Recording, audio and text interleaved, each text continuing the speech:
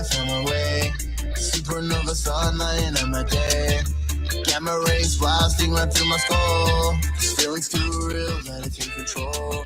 You're my sunshine, baby. Shining so bright. Every moment with you just feels so right. Time's moving faster than the speed of light. Can you hear the sound? Got me drifting right off the ground. This beat's all I feel. My heart struggling in this gravity field. My heart beats faster when you're around. Got me facing through walls using ultrasound. These sparks like comets blowing up and down. Let me take you to space, yeah, I hope you're down. I'm defying gravity on a space station, riding through a galaxy, love's a sensation. This ain't an imitation. This girl really do got patience. Now she got me out of air, I need oxygen. Let me taste her lips like my glycogen. I'm about to blast off, count me up to 10. Can you hear the sound? Got me drifting right off the ground. This beat's all I feel. My heart struggling in this gravity field. My heart beats faster when you're around. Got me phasing through walls using ultrasound. These sparks like comets blowing up and down. Let me take you to space, yeah, I hope you're down. I'm lost in space. Too focused on the stars, I've been gone too long. Only worried about myself. I'm the main character, I'm running out of health. Yeah. Stuck in your embrace. From the dreams that I'm This is all I want. But I need you in my lungs, give me oxygen. Lost in space. I never thought this feeling would be so great. Thought by the time that I could reach you would be too late. But now I only see you getting further away. I feel your energy, you're only a billion miles. I'll learn to teleport, I'm heading your way in style. Reaching terminal velocity, max speed. Yeah, it'll only be a while. Can you hear the sound? Got me drifting right off the ground. This beat's all I feel. My heart struggling in this gravity field. My heart beats faster when you're around. Got me facing through walls using ultrasound. These sparks like comets blowing up and down. Let me take you to space, yeah, I hope you're down.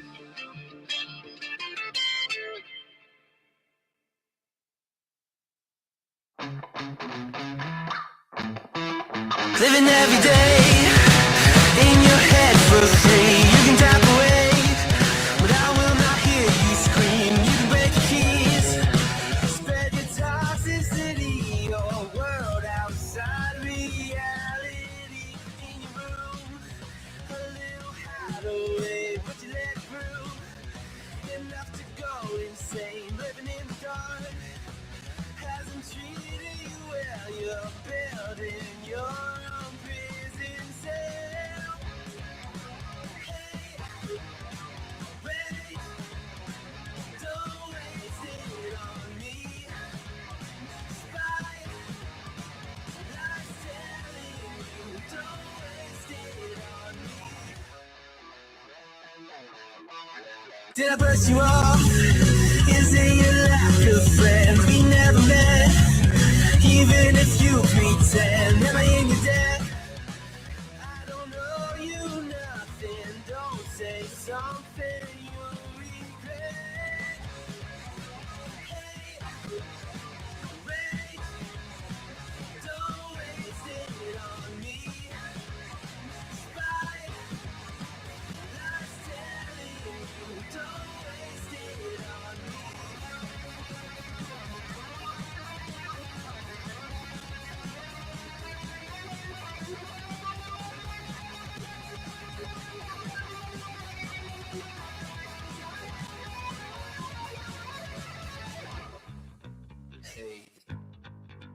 Rage, don't waste it on me.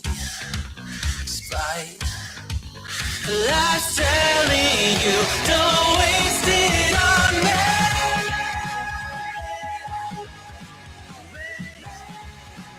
Don't waste it on me. Spite, life's telling you, don't waste it. I'm telling you, don't waste it.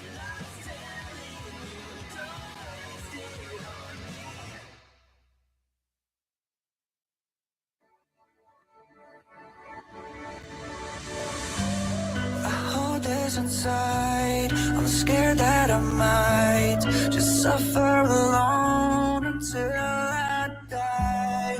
Far from alive, there's no one inside, and I don't know how to feel right.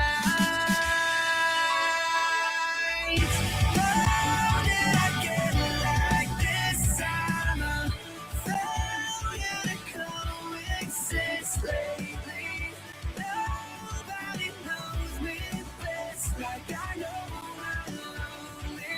No matter loneliness, severing ties, and I don't know why. I'm watching the days roll into the nights. It's never the time. I guess that is fine. I'm stuck in a fragile state of mind. Reset, it might be the season. I'm caught in a feeling I can't shake now.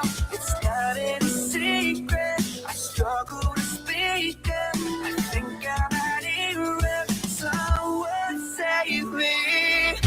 How did I get like this? I'm a failure to coexist lately. Nobody knows me best like I know I'm lonely. No matter lonely.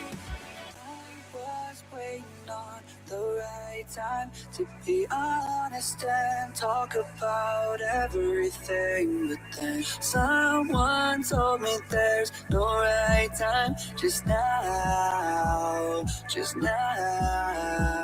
This is all I've got. Give it one more shot. Now I know next time things fall apart. This is all I've got. Give it one more shot. If I mess things up, I'll just reset.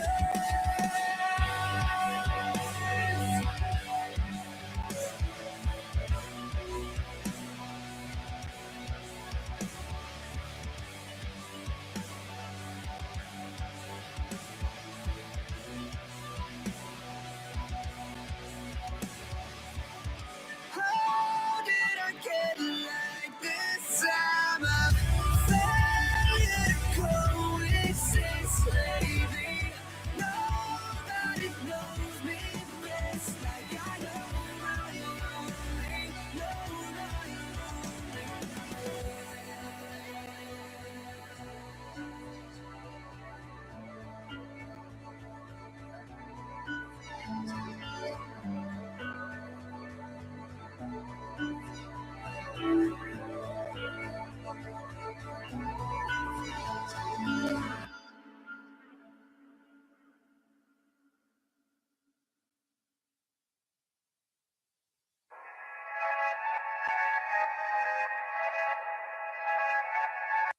There's fire in the streets, ashes falling at our feet. Can't find a common enemy while they sing. There's fire in the streets.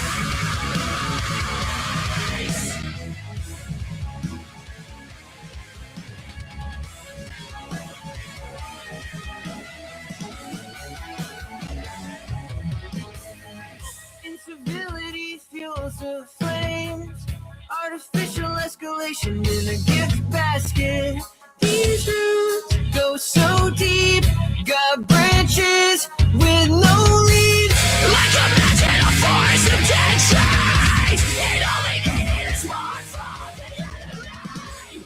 They stand back while we cry out. There's fire in the streets. Ashes falling at our feet.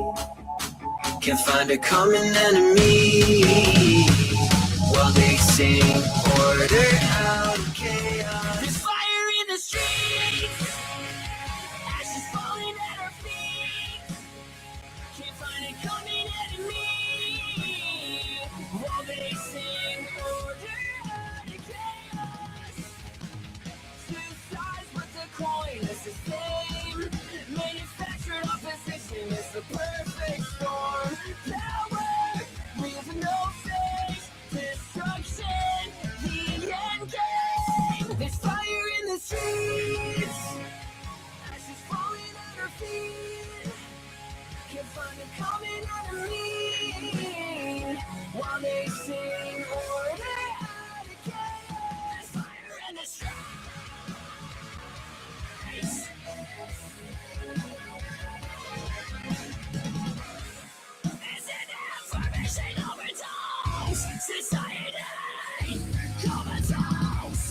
tensions rise higher and higher. Fire in the streets, ashes falling at our feet. Can't find a common enemy while they sing order out of chaos. There's fire in the streets, ashes falling at our feet. Can't find a common enemy while they sing order out of chaos. There's fire in the streets.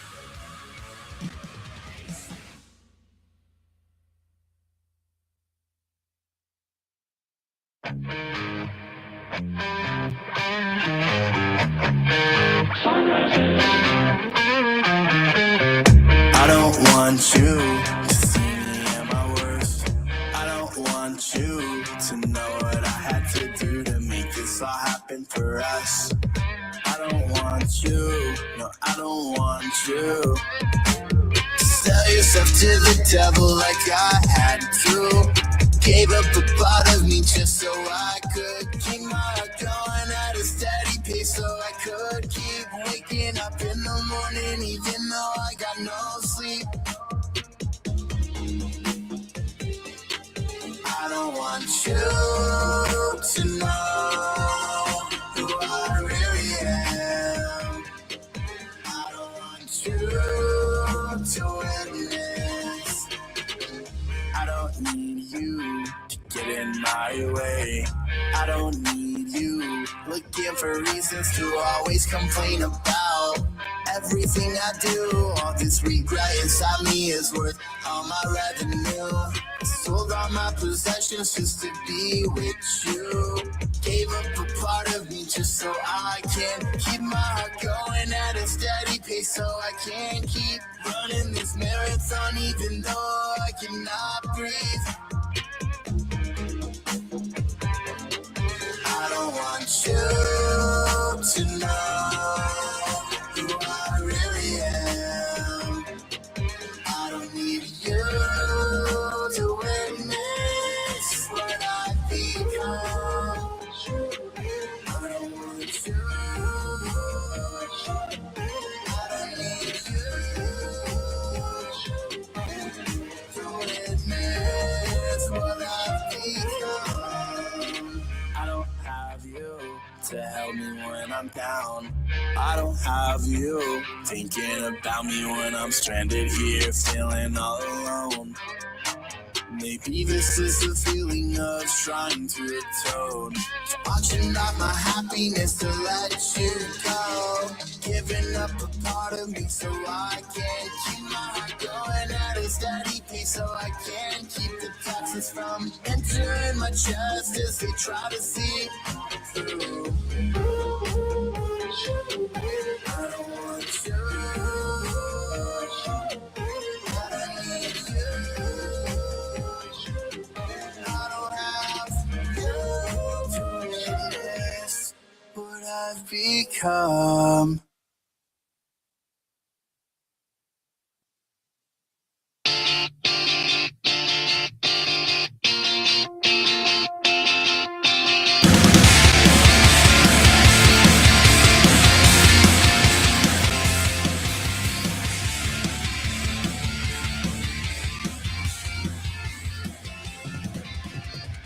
Pushed aside like a stranger in the crowd. Could cut so many times I don't bleed out. And you keep trying, but you can't hold me down.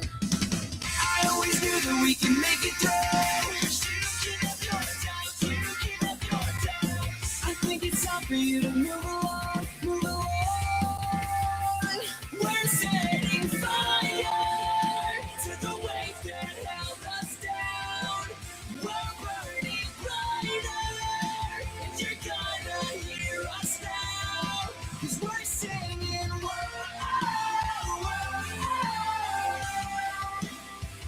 This is the road, the road to the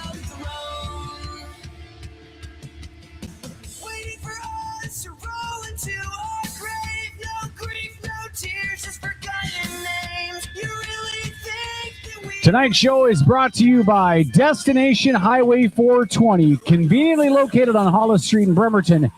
Destination Highway 420, your destination for quality cannabis in Bremerton. Never give in. Never, never, never. In nothing, great or small, large or petty, never give in except to convictions of honor and good sense. Never yield to force. Never yield to the apparently overwhelming might of the enemy. You're listening to the Outlaw Radio Network. OutlawRadioNetwork.com. This country can't be knocked out with one punch. We get right back up again, and when we do, the world's going to hear the roar of our engines. But it ain't about how hard you hit. It's about how hard you can get hit and keep moving forward. How much you can take and keep moving forward. That's how winning is done. You do your work, and we will do our best.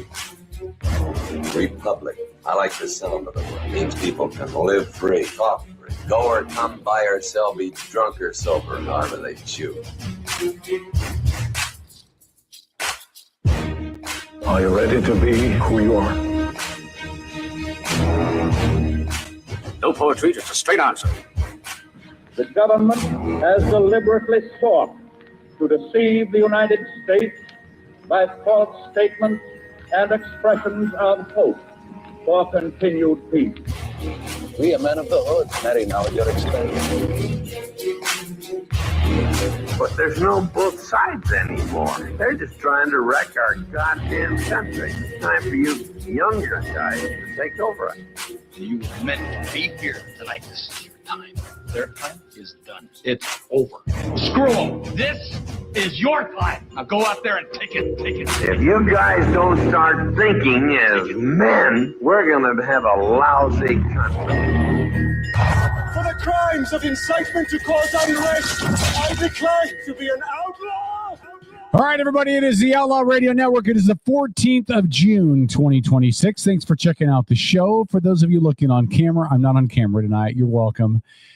Get your wives to settle down. No K-Dog on camera. Congratulations. Tom and Beeler are in studio. Hello, guys. Hello. Hey. What's going on? Hold on. I got to figure out what Beeler. Here we go, Beeler. Try that again. Hello. Much better. Hey. That felt so flat. The first one was so much better. Kevin's multitasking over here. So how was your guys' week, Tom? We're going to talk about your week to Browntown later in the show. Okay. Yeah, we won't do it now. We have a guest in just a moment. Paul Spokane brown. Yeah, because everything in Spokane is brown. There's no grass. There's no real mountains. It's all just dirt. Actually, I have Spokane has its own beauty. Yeah, man. and I do have to argue with you. It has rained recently on the east side because there's a really lovely tint of green through the hills. Yep. Spokane is never more beautiful than when it's in your rear view. All right. Also joining us from the palatial St. Paul Estates Taxidermy Farm and Sheep Sperm Donor Bank is the one and only St. Paul, the voice of reason. Hola, Paul. What's going on, buddy? Damn. Paul, say how are hello. you guys doing? There you are. What's going on, my friend? Hello. All right, we'll check in with How are you everybody doing? and figure out. Paul, do we have a delay? No, not that I'm hearing. Yeah, we do. Yeah, we have a massive delay. Like it's literally an 8-second delay between when I asked you that and when you responded. Okay, well, that's on your end, not on mine. It's not on. Reboot your stuff and log back in. It's definitely you, Paul. Yeah, reboot your Get stuff and outta log back here. in. This is going to be riveting radio. Paul, reboot your stuff and You log back in. folks realize I only push one button, right? If there's a delay, it's on your end. Hey, but I'll Paul, reboot could it be anyway, your just to make you feel Wi-Fi. better. Hey, listen, your words are not No, I matching just- your mouth, man. All right, Paul, reboot and come right back. All right, there goes Paul. All right. I know he thinks it's us on our end. He's Hold on. going off. Let's bring Paul back up for a second. Oh, he left. Okay. So we'll bring Paul back on in a second. Here's the plan for tonight. For those of you that are not 100% sure, I just put the graphic back up. We're going to have Lance Byrd on with us just a couple of moments, running as a Republican candidate in the 23rd District, position 2, not against Tara. Although I think that would have been rad. I think you could trounce Tara at this point. By the way, my views are mine alone. but he'll be going up against Greg Nance. And then later, in the top of the next hour, Eric Worden, he's on the Port Arthur City Council, is going to join us as well in studio. Like everybody's coming into the distillery tonight. Yeah. So we got a full show.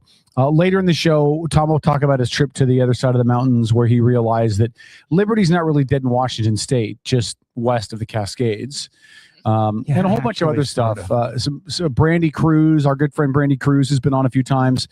She talked about a situation going on in Clahalia that we'll talk about as well, since it's all right in our backyard. A whole bunch of it. I want to get into the Carmelo Anthony conviction. I don't know why people are screaming racism about it. We'll talk about that later. All kinds of stuff going on we'll talk about. But let's bring Paul back on before we bring our guest on. Hello, Pollywog. Can you hear me now? Yeah, I can hear you. No, Yes. I'm not muted. No, To quote Beeler, is my mouth matching up with my words? Kind of. I'm going to count to 5, and I'm going to stop at 3, and you pick up. I want to see if there's a delay. So 1, 2, 3, 4, 5. Oh my God, that was horrible. Paul, there's such a delay.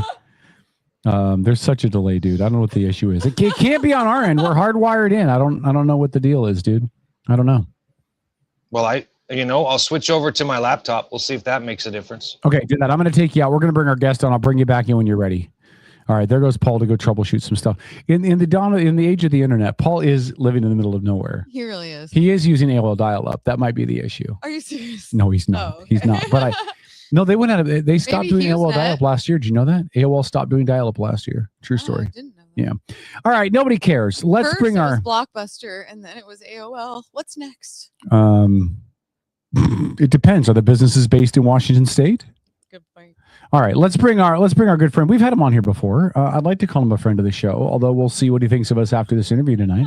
The one and only Lance Byrd joins us in studio. Lance, you're on camera. Don't pick your nose. Lance is joining us. He's the candidate Republican ticket in 23rd position 2. Lance, good evening, man. Thanks for coming in. Oh, hold on. Try that again. Thank you for having me. Hey, Much better. there he is. I'm running boards and doing all the other stuff. It's a complicated life I live. And Kevin, while you're doing it, will you give me a little more in my headphones? Yeah, I think this one. Is that you? Yeah, that's me. Okay, perfect. That's perfect. Hey, Lance. So That's not mine. you ran before. I did. And you didn't win. I'm not rubbing it in, but you didn't win. Right. And now you've said you have the perfect radio voice, by the way. And now you've decided you're going to give it a go again. Yes. So talk about what you learned. Well, talk about first, why are you running? And then conversely, what did you learn from that first time around that's going to make this time more successful for you? Probably what I learned from the last one was more the mechanics about how to do campaigning, which is a whole skill set into itself.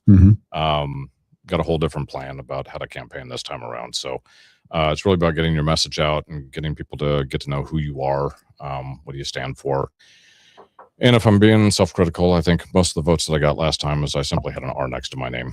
If I'm going to be honest, this time around, there's a whole lot. Should we get into why I'm running? Yeah, let's talk about why you're running. Okay. We'll get to some specific issues too, but why run? Why are you running? Most of it because I don't feel like either I or many of the voters are actually being heard. Right. It comes down to, I mean, we can just see it in the initiatives. We had the natural gas initiative. Clearly, people of Washington State didn't want that. The wording was really confusing. It confused my parents. They ended up voting no when they really wanted to vote yes. And I think a lot of people had. And I heard about many instances of that. Yeah. So that was some shenanigans, I think, that went on from the Attorney General's office, which that was Bob Ferguson. And they are real good at that too. They are. I was going to say that one passed though, right? It did pass about 52%. So, I mean, you still had the majority of people, pass it. And then it ended up getting struck down. You end up having Jay Inslee in the audience. And that was a judge that he appointed. And so he was there. And of course, I'm sure that didn't. Well, if it had not been successful, it would have never gotten, they'd have left it. They just said the wording was fine because they got what they wanted. Well, they should have had a pretty clear indication by how many people signed it that, ooh, maybe this isn't a good thing. Maybe people really do want clean natural gas to be able to heat their homes and have lower utility bills. So yeah. I mean, I use it. I mean, versus electricity. I mean, we got this electric dream going on in Washington, which we'll get into that later if you want. Horrible. But, well, not only that, but now we're facing a 30% increase. I know. And we're going to be short about 9 gigawatts of power. And the only way, either we got to build like 11 to 16 gas-fired plants, or because you're never going to get nuclear that fast. Sorry, solar, wind power, as much as the climate activists really want that, it's not reliable. You have to have a stable base load. Wind is actually a loss, because the maintenance and what it takes to keep those wind turbines going actually outweighs the amount of energy they make. So and it kills birds. Yeah, wind is actually a loss. Pisses me off. And even, before I used to think, the battery technology, we just got to have that, and then we can capture it when the wind is blowing and the sun is shining. But then I did the calculation for just how many solar panels you need. I mean, it's a lot of square miles of space and land that you got to have, even if you just want to go solar. Not everything scales up. Right? No. Can I just tell you, it's so ugly. I lived in Ohio for a while, and they had solar farms in Indiana next door, and they were so ugly. I mean, I'm sure the people were making money off of it. Yeah. In some form, whether that be electricity credits or whatever, but they were ugly. Yeah, but I mean, from a grid perspective, you got to have base load, reliable power. So that, and if you don't have that, it's you. In Germany, found that out. I mean, they're having issues with that. So they're really the best short term, at least from what I've seen so far, is gas fired plants. Okay. And of course, we got CETA, which says, oh no, we can't have that. We don't want that. So what we're going to end up doing to get that extra 9 gigawatts of power that we're expecting to need by 2030 is we're going to have to buy it out of state. Now, why don't we just send California less? Well, we could do that. I mean, there's a lot of things that we may end up having to do, and we'll get into the whole Snake River dams and how they, people are advocating to get rid of that, which would get rid of a lot of our power, but that's a whole nother conversation. And it affects the farmers really terribly as well, because then they can't get their grain to market. But okay, let's put that on the side. But just dealing with the power, the only real solution. So to make up that 9,000 megawatt deficit that we're expected to have, we're going to have to buy it from somebody. So according to CETA, and I was doing some research on that before we did the show here, we have to buy it from somewhere else.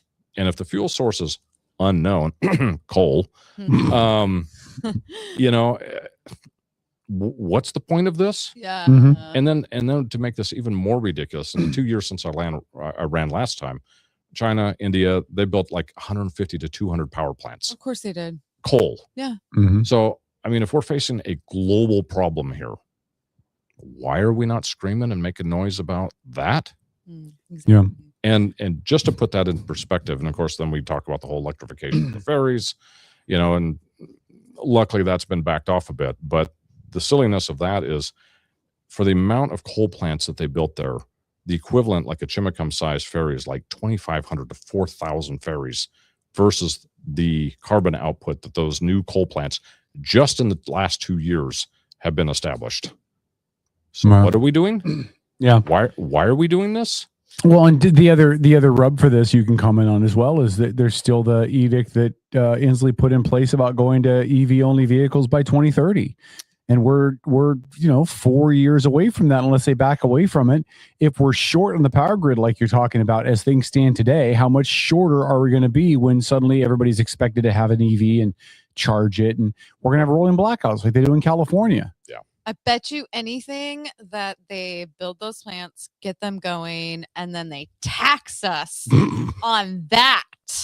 What? No, stop it, Beeler. You're making sense. They gotta offset the mistake. carbon again. So I'm actually more worried that they're just simply going to buy it out of state, and we're going to pay top dollar for that. So basically, we'll buy it out of Wyoming. We'll buy it out of wherever we get it, because obviously you can't have the lights shut off. Yeah. And we will pay top dollar for it because we want to be clean, and we're not going to ask. We're not going to ask where it comes from. We're totally going off the rails on this. We're going in a different direction right off the bat, but we're talking about this thing with the power. Does the state have to do something to intervene for these mega monopoly power companies like Puget Sound Energy that have the ability to raise rates. Now they're about to raise it 30%, or they already have, or they did, and they're going to do it again. Should the state and can the state do something to rein some of this in, or are we at the beck and call of just these individual power companies, what they decide to do? No, this is about the state and state law. The state established those monopolies. They did. CETA and the Climate Commitment Act, which is just stripped Washingtonians of anywhere from, I think it's like $2 to $4 billion at the gas pump.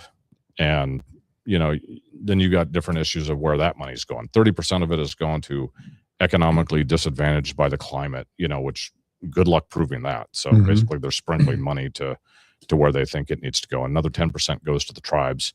And I don't know if they're pet projects or whatever, but they're getting a cut of that.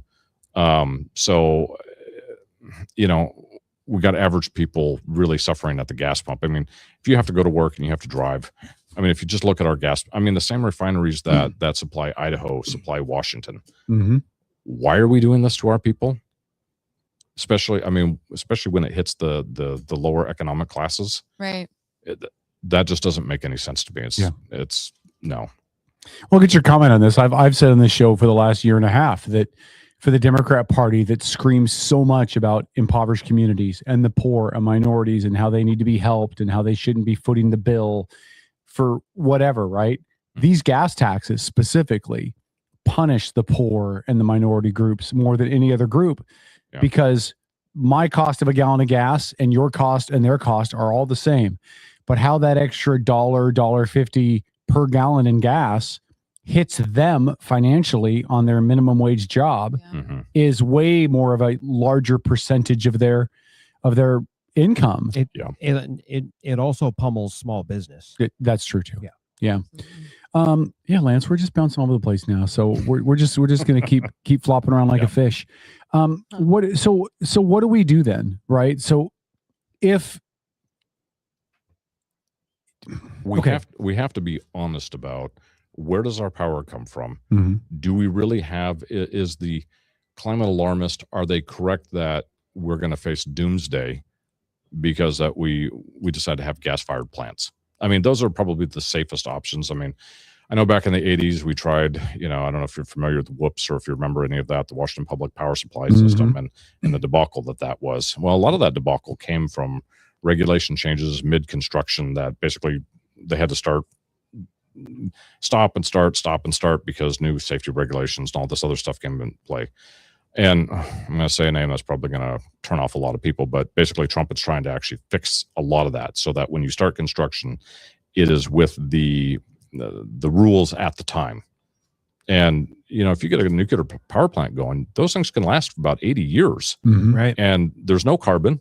So, I mean, I'm completely in line. I mean, if you think carbon's going to be the end of the world, let's go nuclear. But you have to do it in a way that it's not that the rules don't change mid-construction. And that's something I think Washington State, but that's also going to be a thing with the federal government, and depending on which administration that you have in at the time, that's risky. So from a state legislature's perspective, I'm looking at gas-fired plants all day long, or I'm going to be looking at the small nuclear or small modular reactors that are already built, they're not proven technology yet, but when they do become that, then I think that's something that we look at to manage our power needs. And that's going to be an issue here in the next 4 years. That's coming down the pipe. Well, it has to be, right? I mean, we can't continue to absorb the increases. No. Right. I mean, again, 30%. My power bill a year ago was at 3 something. My power bill this year was almost 7. And you can check on your bill. Yeah, you can look in your bill and see what you used kilowatt hours last year to this year. Yeah. I used slightly less, but my bill was nearly double. Yeah. Which is insanity. It is. And preventable. Yeah. It was all preventable. And then not only on top of that, you've got activists going after the Snake River dams. And I think that supplies, I hope I'm right on this one. I have to double check, but I think it's around 10% of our power. That's huge. And that's carbon free. And, they talk about the fish. It's like, we can probably figure out something about the fish. I mean, because they talk about water temperatures and all this stuff. It's like, okay, maybe we figure out a way to create a refrigerated path for the fish to go, or suck them from one side and take them to the other side. Something, but taking those out, and then the impact that it has to the farmers trying to get their product to market. Right. And then if your issue is carbon, think about how many train loads that would take. Yeah. Trains, what do they use? They use diesel. Yeah. So there's a lot of these things that it's like, does this really make sense? Is there a different voice in Olympia right now that's even bringing any of this? I mean, No. I'm sure the Republicans there, but not. And of course, that gets me into the whole, we're one seat away basically from the supermajority. So do they really have to listen to a different voice? Yeah, not right now. It's like, you don't have to be a Republican to want balance. You don't have to buy into everything that I stand for to actually want balance and go, we need a different voice. I mean, I don't want Oklahoma either. And if we got that far right, I might be thinking of voting for a Democrat.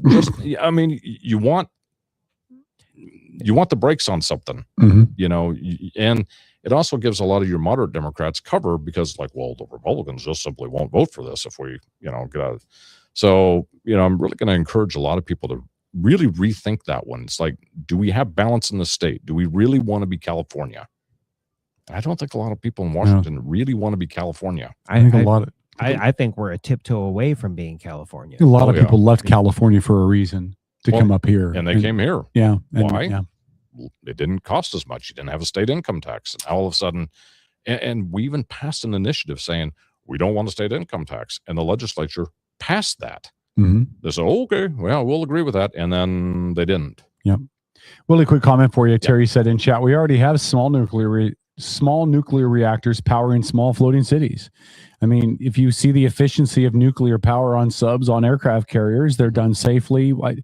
To the best of my knowledge, I've never heard of an issue with. Oh, we have several of them in Bremerton. I mean, they're sitting on ships. Yeah, but I've never heard of an issue with any kind of reactor issue or major radiation issue or anything like that out of any of those. So it's been proved that it can be done on scales where they're traveling around the world. If you're going to do it, if you can do it stationary, I would think it'd be even more safe. Well, we're willing to put our ships that have nuclear reactors into combat. Yeah. So yeah, I mean, right. I mean, if your thing is about carbon, nuclear is the way to go. We have stockpiles that can last for generations. So my concern with that before, as a legislature, I'd say, we need to go forward with nuclear reactors, would be, can we get the permitting right? Can we get the building right? Can we, we don't want to have another whoops. And for anybody my age that remembers that, I was pretty young at the time, but I do remember that was a big deal at the time. Of the 5 reactors that I believe it was Governor Dixie Lee Ray tried to get through, and she foresaw all of this, that we are going to need more power in our area, that we end up only with 4, and then a huge, biggest debacle of bonds. But I believe most of that was caused from permit changes in regulations as they were under construction, that the cost overruns just went crazy. And so that issue would have to be fixed. But I suspect the short-term answer is going to be probably gas-fired plants, and we just have to get real that we need power. And this idea of phasing out natural gas, that's just ridiculous. I mean, it is so much less expensive, and it's 60% more efficient to run your dryer and your heating system than to bring electricity over the wires, which are going to have all kinds of losses before it even gets to your rated or even your heat pump. Natural gas, I mean, and the people want it, and there we are. Yeah, and it's like we're trying to reinvent the wheel, Lance. You know what I mean? Like, it's like we've got all these systems in place that we know that have worked for us for generations, right? We know that power has worked. We know that gas has worked. We know that it's been affordable. Yeah, we know that gasoline is a driver of the economy. Yeah, and it feels to me within this state specifically that the Democrats are almost intentionally, well, this has worked, so we've got to change it. This has worked, so we have to change it. This has worked, so we have to minimize its efficiency. It's almost like they're cherry picking the things that have worked for us for generations, just for the sake of doing something, so they have something to stand on. If they could win every time if they just if they just made sense. Mm-hmm. I mean, I wouldn't stand a chance if things were affordable and housing wasn't. I mean, we can get in the Growth Management Act, and we can talk about housing and how expensive that is. But if they were just governing properly, mm-hmm. it's like I wouldn't stand a chance. What does it tell you as a Republican though that things are not well, the economy's not great, things are not affordable, everything is driving up, and yet, as you mentioned earlier, Democrats have had a tremendous successful run in the state where they are one seat away from a supermajority. When things are that broken and they're still winning, what does that tell you? They are very, very good at telling you how much they care and how fair they are and how fair they want things to be. They're very good at that message. I don't think their actions show that, mm-hmm. but boy, they're very good at marketing that message. And there's a lot of them think that somehow the Republicans are going to take away all the safety nets and all the school funding, and they hate unions and all this other nonsense. And it's like, we can work with teachers unions, but I'm going to represent the taxpayers, mm-hmm. And the teachers unions, they represent the teachers, and we're going to negotiate to figure out, they're not going to tell the school boards about what they need to teach in the classrooms, which from what I hear happens. But, they have a very clear thing that they need. I mean, the teachers unions have been very, very good at influencing the legislature. But it's like in our Washington State Constitution, I mean, the common schools are the paramount responsibility. I have to obey that. I mean, Mm-hmm. and I have to look at what is the original intent that the framers of our Washington State Constitution had. I have to look at it at that lens and obey that. I can't just go, I mean, personally, I'd rather see funding follow the student, but that's not what our Constitution allows. So that would need an amendment to get that fixed. So I have to work with them to try to figure out, how do we get our students a better education? How do we get our budget under control? What that sort of thing. I forgot the original question.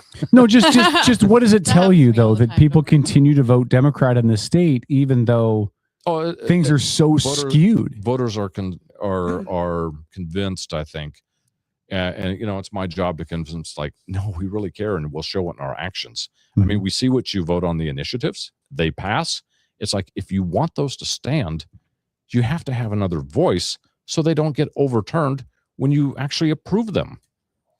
One of the things I've noticed is voter turnout. Like when it's Mm-hmm. time to vote, I mean, voter turnout's awful.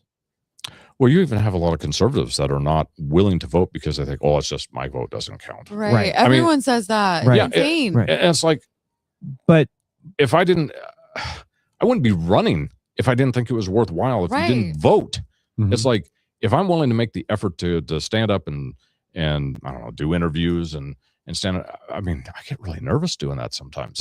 I mean, it's like you got to basically expose everything that you actually feel, and it's like, Right. On demand, even. On demand. Yeah. But I mean that's what your potential constituents want to know. That's Well, yeah, I mean, Yeah. and it's fair. I mean, if you're asking for a position of power, people ought to know where you stand on things. Sure. But it doesn't mean it's any less nervous on my part. Oh, Yeah. It's like, yeah. I mean, my day job is IT. Okay. I do project management and I fix, people problems and technical problems and that sort of thing. Yeah. Great. I'm pretty good at that. I mean, this whole politician thing, it's a little different for me, even though I've ran before. I mean, I'm a little more experienced, but Mhm. still. So Go ahead. how do you think we fix the voter turnout problem? Because I mean, really, I think that's what has determined the direction of the state for a while. On the conservative side, they don't believe in the mail-in system. There's a complete lack of confidence that. I mean, you still got to play the game. I agree. Yeah. I agree. I'll preach it all day long. Like, take the time to at least fill out your ballot. Right. Yeah, I mean, if you don't want to mail it in, then go drop it off in a box. Something. Yeah. If you call up your local Republican precinct or your precinct committee officer, they'll go pick it up for you. Mm-hmm. That harvesting is legal in Washington State, which that's a whole nother problem. Right. But your precinct committee officer will be more than happy to pick it up, and hopefully, the Republican precinct committee officers will know who their neighbors are and all that jazz, and tell them, like, if you can't get if you somehow can't stick it in your mailbox, put up the little flag and get your ballot in. We'll be more than happy to pick it up for you. We'll be willing to sit in there in your living room and talk to you about like this is what we believe, and you can choose whether you want to vote for us or not.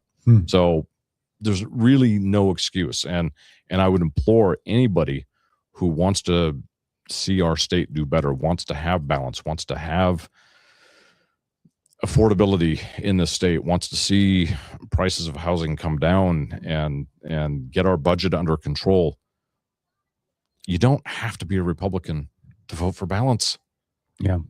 No, you really don't. And No. I've been preaching that a lot because I'm getting really sick of it from both sides. Yeah. We have to be able to meet in the middle somewhere if we're going to get anywhere in life. Well, I'm looking very forward to working with Dario. Yeah. You know, I mean, I think he's going to win. I think we're going to see Tara go. Thank you, Jesus. Go away. I mean, that's just my take on it. I mean, there's a lot of votes in play right now that, you know, we had a Republican candidate and he needed to step aside.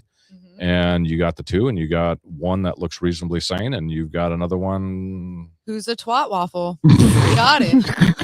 The views expressed by Alicia Beeler are Beeler's alone. Absolutely. Although her other hosts tend to agree with her. You brought up housing law. I'm going to spin this back to some issues really quick. So you brought up the housing issue. Right. Tell me if you think I'm wrong. I think part of the issue with housing is we have different layers of government imposing different fees at different times at different rates. So you have overregulation by the state, plus you have these insanely high hookup fees for sewer and water.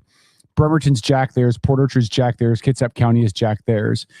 The state has their hand in everything. It feels like it's so overregulated now that the only people that can build houses are these mega huge corporations that want to invest a whole bunch of money and get their return back. BlackRock. And meanwhile, the average person that wants to get a permit to do some remodel in their house can't even afford to do it because the permit prices are so high. And as we've seen it would be in your district, right? We just need to look no further than Panda Express in Silverdale. That place, listen, that place has been ready to open for 9 months. Yeah, their permits can't get cleared. Last I heard, there was something about a retaining wall. Yeah, that they had one up. I mean, the building doesn't look like it's going to fall down to me, but you know, I've been dying for that place to open up. Me too. Panda Express. Well, and now you've got another one in East Bremerton, but we're Sunday Chicken, God's Chicken, Chick-fil-A. Chick-fil-A is now delayed because of permits. And how far is that? Oh, that's a crisis. Well, and listen, you don't know this story, and this wouldn't be in your district, but go down a couple doors down to Lone Star Donuts down here in this mall. Okay. They were, Tom, correct me if I'm wrong with this. Okay. They moved into a place that was a bakery before. Yeah. They are a bakery. They do donuts. Okay. Yep. They were told that they had to install a new vent hood. Even though the vent hood that they had was like, I think it was less than 3 years old. I watched it. Wait a second. Was that Kitsap County or was that Port Orchard? City of Port Orchard. Well, but this is my point though, right? Is that there are so many layers, and so they were out with several $100,000s, right? Before the whole thing was said and done. No, so they got screwed around to the tune of like 7 lost months and about $70,000. Yeah. And so again, that's a Port Orchard thing. And by the way, if you're with Port Orchard, we're going to be talking with one of the city council members in the next hour with Eric.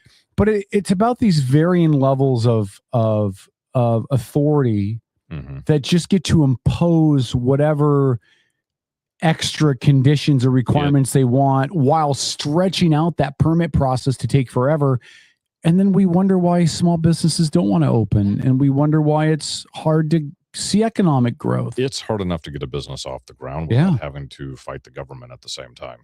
Exactly. I mean, obviously we want safety. Obviously we want, we don't want restaurants poisoning people. We don't want veterinarians who are not licensed, and I mean we want a certain level of standard, but there's a balance to that as well. We don't need, I mean, in the case of the vent hood, I mean, how bad could their vent really have been? Seriously. What they need is some common sense. Yeah, the one that had to be replaced, I watched when it was installed. It was not that old. Well, wasn't there something about a grease trap too, that they had to have a grease trap replaced, even though they weren't going to use a grease trap because they were a bakery or something? I don't know. Well, I don't know. I don't know all the details that much detail. We need to get them on. They're good people, by the way. They're awesome. Yeah.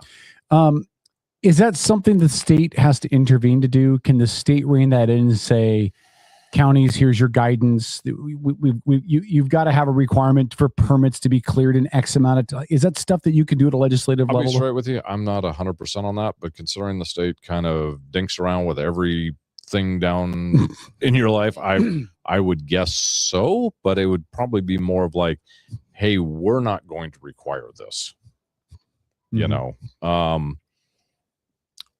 But people also need to know that, you know, who you vote for your council members matters. Yep. They are very close to your life and how they affect your life. I've said this and I will always say this. Our local elections are way more important than the other ones. They are going to affect our pocketbooks way more. I mean, than on the state level, they affect your relationship with your children. Yes. The education of your children. Yep. Affordability of your housing, as we found with the Growth Management Act. Yes. That probably needs a lot of reform to actually make more land available so that we can actually build. The Growth Management Act has needed reform for years. And it's awful. And why do we not do it?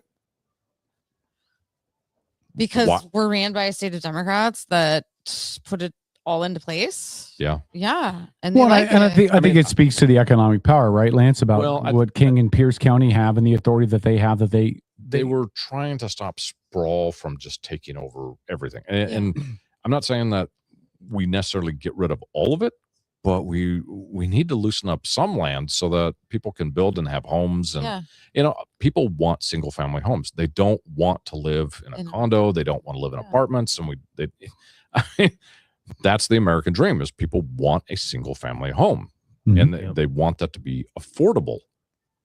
That's not an outrageous request. It's really not. No. All right, I'm going to bring Paul in because Paul's been waiting, and I've been waiting for a good opportunity to bring him in. Paul, are you ready to come in? You give me a thumbs up.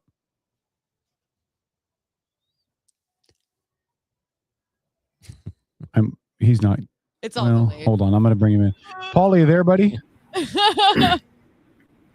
I'm here. You still have a delay? I don't know. We'll find out in a second, my friend. We'll find out. So we have a delay, Paul. We still have a delay. Kevin, at this point, I think it's you and not Paul. me. Well, respectfully, that ain't on my end. I don't know what to do. Okay, Paul, hold on. I'm going to let you go. Let's touch base at the top of the hour break, see if we can figure it out. I'm sorry, buddy. We'll work on it. Was it me or hey, sun's out, guns out, Paul. Sun's out, guns out. You look sexy, dude. Goodbye. Woo! All right. I was just gonna say, was it me or does Paul kind of look a little bit like Cheech Marin right there? A little bit, and he's all pixelated. I don't know what it is. I'll try to troubleshoot something at the top of the hour. I just don't know how we can troubleshoot in the middle of the show. Greenish hat and those and his thing. He looks very Duck Dynasty. So much. Lance, you brought it up earlier, and I do think it's the mobilizing issue of this election, which is that state income tax. I think Democrats completely overshot the bow when they said, well, this is just for millionaires, just people over $1 million. Nobody believes that. Well, but I think the Democrats, thought people were going to believe that. I mean, if you want to see the future, just look at California. Mm-hmm. That's your future. Yeah. And you get a state sales tax to go along with it. Right. Yeah. So in many cities, it's 10.5%. Mm-hmm. And then, property tax, it's not as bad as Texas. I'll give you that. Texas, I lived in El Paso for a while, and on a $270,000 house, I was paying like $9,000 a year, which is nice. It's like the 3% mortgage that just never went away. Yeah. So luckily, we don't have that yet. Keyword is yet. Yeah, right. But I mean, you just got to look at California. It's the whole spectrum. It's like a $5,600 deduction that you get, and then it's 1% all the way up to 13.5%. So the whole point of them bringing out the state income tax is basically to invite a challenge, and they want to do that in front of the Supreme Court. So the people really have a couple of choices or a couple of avenues here. Really quick, when you say before the Supreme Court, you mean the Washington state, or that it would eventually get to the federal? No. Federal. There's not a federal issue. Okay. I just want to clarify for the listeners. Right. Yeah. So it was meant to trigger a fight to change it. So like on our capital gains tax, the way they do that, or at least the way it was explained to me, I'm going to have to verify this, but the way it was explained to me is it's not really a tax on your income. It's a tax on the transfer of money. So before you get it, it's basically an excise tax. And I thought, wow, that's really cheesy how they managed to work around that one. So there's a couple of avenues to defeat the income tax that we're facing now. One, do the initiative. But as we've seen with initiatives, if you don't have the right legislators in there, it just gets overwritten. So they may even approve and go, yeah, okay, we'll approve it. And as soon as we can, we're going to do another one. So, and what are we going to do? Wait for a savior, Brian Haywood to come out with, yet another initiative. Everybody signs it again. I mean, there's a point where it just gets ridiculous. And I have to ask. Like our $30 car tabs. Well, yeah, that got perverted. Well, and if you go back in the day, basically we had Initiative 601, 602, and those really put a cap on state budget and really kind of kept things under control for a while. And then eventually the court said, yeah, that's silly. And they got rid of that too. So thank you, Tim Eyman, for, helping us out on that one, being our first savior. But, what are we going to do? Count on Brian Haywood to keep pumping out money and organizing this effort, nice guy, by the way. I met him last night. So amazing. Yes. Saw him at the Lincoln Day dinner in Kitsap County. Yeah. Just a great guy. Yeah.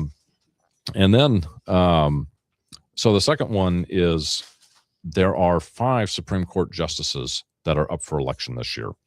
So that's another fail stop. And people really, particularly in Kitsap County, the party sends out a voter guide.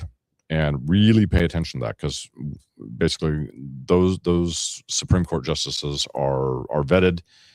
We think they're going to uphold the Constitution, Washington State Constitution, which, if you do that, then you're basically going to throw out the state income tax. But it doesn't mean they won't try again and again and again. So how do you stop that? Well, right now it's basically 1 seat away from a supermajority in Washington State. And then once you get a supermajority, then you start changing the Constitution, the Washington State Constitution itself. Yeah. Now, it still means you got to have a vote of the people, but it's like you're just going to constantly get this barrage of constitutional changes once they get to that supermajority. And again, it's like, balance, people, balance. Yeah. You don't have to agree with every position I have, but you really might want to have a different voice in there for a change. Somebody who's actually going to say, whoa, we really need to think about this. Are you sure that this is what you want?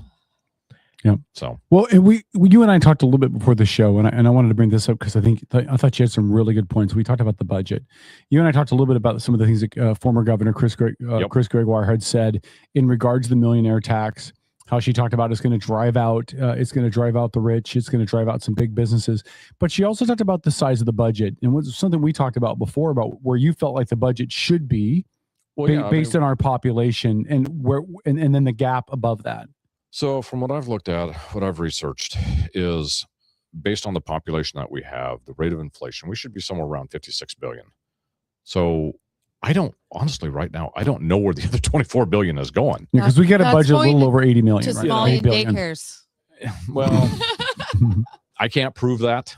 I don't know that's true, but an NGO. It's like everything else. There needs to be some restraint, and I'll be honest with you. I mean, I was not a fan of Christine Gregoire when she was in office, and now she's sounding like, ooh, she's the voice of reason. Making sense, right? And it's like, ooh, we're there. And rumor has it I'm hearing some other governors that might come out, former governors, won't name names yet because I'm not 100% on it, that might start coming out and say, there's a problem. Yeah. We don't want to go down this road. And I don't think the Democrats, including the incumbent that's in this position too, that I'm going for, I don't know if he has the will to stop it. I don't know if he, I mean, so far he's proved that he doesn't. I mean, he voted for the state income tax. I believe he voted against the Parents' Rights Bill. Things that, people voted that they said they wanted, and then, not so much. It does feel like there's a, Democrats love when we use this phrase, but trickle down of policy from Democrat leadership to representatives, where it comes down from the top. This is what we're going to do. This is what we're going to support. We need you guys to fall in line, rather than what I feel like it should be is the opposite way, which is here's what we're hearing from our constituents, and this is what we need to run. I think there's a real divide in the Democrat Party. I mean, just from my observation, you've got your progressives, and then you got hopefully your more classic liberals. But I don't know if clearly the progressives are in charge here. And in my race, we got a socialist Democrat. Then we got the incumbent, and then you got me. So I'm really interested to see where the socialist Democrat's gonna, I mean, from what I read on her website, and of course I don't have my website up yet, but I will here shortly. Basically the moon. She's gonna, well, we need free this, free that, and Medicare, medical, and human rights, and everything's a human right. And it's like, well, that's great if you can afford it. And how much is that going to cost? And is government really the best vehicle for providing all of these services? So anyway. Well, and then the other thing I wanted to ask you about, and again, I'm not going to get you to comment about other races, but I was looking over some of the candidates that are running in the 26, because it's where I live. And one of the women that are running for Michelle Caldeir Valdez's current seat, because, she's not going to run again. Katie, she's been very public about her appearance at drag shows and LGBTQ trans support stuff. At what point where do you stand on this? And I'm not trying to make this about LGBTQ trans specifically, but this deep dive that Democrats have done with the social agenda of LGBTQ trans and these side issues that really I don't know if I feel like they're serving government feature at this now, point. are you talking about schools or? But just in general, right? Just this idea that Democrats have to be involved in every single social issue that involves any maligned community that has an LGBTQ plus whatever next to their name. They're just trying to create a political coalition. Right. But at what point, how much is that detracted from what they should be doing? Well, I mean, they should be focusing on issues of affordability. I mean, from their perspective, James Carville basically said, hey, it's the economy, stupid. Yeah. That's how Bill Clinton won the presidency, is because he said, I'm a new type of Democrat. And he basically went to the center. And it was last time the Democrat ever, along with the Republican Congress that they had, I think back in 94, that they actually had a balanced budget. But that's what his message was. You never heard of, he voted for DOMA, the, I forgot what the Defense of Marriage Act. Yeah. And basically don't ask, don't tell. Yep. So clearly people, it's like, it's one thing if you want to, whatever you want to do in your private life, you have the liberty, you have the freedom to do that. You want to bring it around my kids? Ooh, yeah, that's a different story. You want me to pretend that boys and girls sports is an okay thing? Yeah, that's not going to happen. That I'm going to shoot that down all day long. It's like, I get that they may have an issue. I can sympathize that. And in the very rare edge cases, should medical intervention be in. But if you take a healthy young girl and a healthy young boy, it's like they need some help, not surgery, not drugs, not any of that type of stuff. I'm really trying to focus more on the affordability issues, but my God, and these clinics that they have in schools that, without parents' permission. And I don't know if the incumbent actually voted for that or not, but I know pretty sure the other two, and Hansen that I ran against last time, I think he authored some of this stuff for shielding, out-of-state kids, coming in and being shielded, like the doctors cannot be subpoenaed and all this stuff for doing, either maybe not surgeries, but hormone therapy, which a lot of them try to claim that, that's reversible if they change their mind. I'm not so convinced. That was a shit show. Yeah, I'm not convinced of that one. It's like you don't do that to kids. Yeah. Well, here's my illustrated story. And last thing is like 80% of them change their mind. Yeah. Yeah. So which 4 out of the 5? Right. You don't know. Yeah. Don't. Well, listen, Lance, go back to when we were teenagers. Like, how much stuff did we do just because we were going to be counterculture? We didn't want to be what our parents were. We wanted to be different. We wanted to live our life and figure out who we were. And by the time the whole thing was over, we figured it out and realized our parents weren't quite as wrong as we thought they were. We've told kids for years, don't smoke, it's bad for you. What do kids in high school do? They smoke. Yeah, why do they smoke? Because we told them not to. Right. You tell kids, well, you can't be, you don't have to stay home with your angry parents that aren't going to support you being gay or lesbian or trans or whatever. You can just leave, and we'll protect you and shield you and give you whatever you want.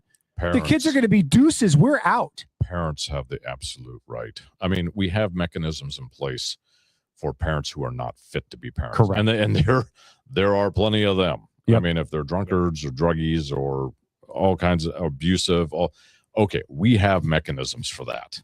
Yeah. But not having the parents involved, the people who have the best interest of their child at heart, and they're not going to be involved in, this, I mean, to the extreme degree, surgeries or hormone therapies. And that's nuts. Yeah. That is nuts. So, take it one step further, Lance. I took my daughter when she was 14 to the doctor. We thought she might have a pretty serious medical issue. The doctor wanted to run a blood test. She said, I don't like needles. You can't take my blood. And the doctor said, she's over 13. I can't make her do it. She literally could have had a major medical issue, but because my immature daughter, who doesn't understand the repercussions of her actions and what that could mean for her long-term health, said, I'm scared of needles. They balked, and there was nothing we could do about it. That's the power we've given 13 and 14-year-old kids. Who should never have Who shouldn't have that. That's too much responsibility for a kid. Yeah, that's nuts. It's insane. I actually wasn't aware of that, but oh yeah, I mean, my official position, that's nuts. Yeah. My son is 14 and a type 1 diabetic, and I can't even access his medical chart. But you know unless he gives me permission. But you know who's responsible for his medical bills? Oh, absolutely. Bam. Absolutely. Yeah. But the idea, you're loving parents, I'm sure both of you. I mean, I love my sons, my daughter. And the idea that somehow I don't have a say in their medical treatment, because, I mean, I'd hope that my kids would listen to me, but should they even have a choice at that age? They're not adults. They're not. We they're just, not equipped to be able to make those kinds we of have decisions. decided as a society that 18 is supposed to, but I mean, And now we're even pushing that to 21. So how long are we? I mean, we're just going to keep giving. And this is why it's important about who do you vote for as your legislator. I mean, I don't think people really realize how much power the state legislature really has, and how much it really affects their life. I mean, it seems like we have huge turnouts for president, which is like the furthest thing away. I mean, yes, affects the nation and all that other jazz, but I mean, your day-to-day life, that's about the state. Yeah, there's nothing more impactful than the state legislature on the day-to-day life of the average Washingtonian, right? Yep. Between gas prices, affordability, housing, all of Police, that. law enforcement, all of it. Yeah. I mean, you've got nutso situations. So when I ran 2 years ago, one of the complaints I got, I rode around with the Bremerton Police Department. Great people, by the way. They really are. Yeah, amazing. I was impressed with the whole outfit. I mean, I was like, wow, these are some solid people. And one of the issues that they had was that unless they get medical clearance to put somebody in jail, a lot of times they just let them go. Yeah. Because like, oh, well, they don't have clearance to go to jail. It's like, really? We're just going to turn them away. Or another fun one is you arrest them and they say, oh, I'm hurting. So now you got to have an officer go to the hospital, get clearance. Like, oh, they're okay to go to jail. It's like, really? Okay to go to jail? This is, and what I don't understand is like, okay, if we're going to play that game, why don't we just pay for a doctor at the jail? I was going to say, I saw Shawshank Redemption. They had their own doctor. Yeah. It's prison. like, here's the clue. Don't commit a crime, don't go to jail. Yeah.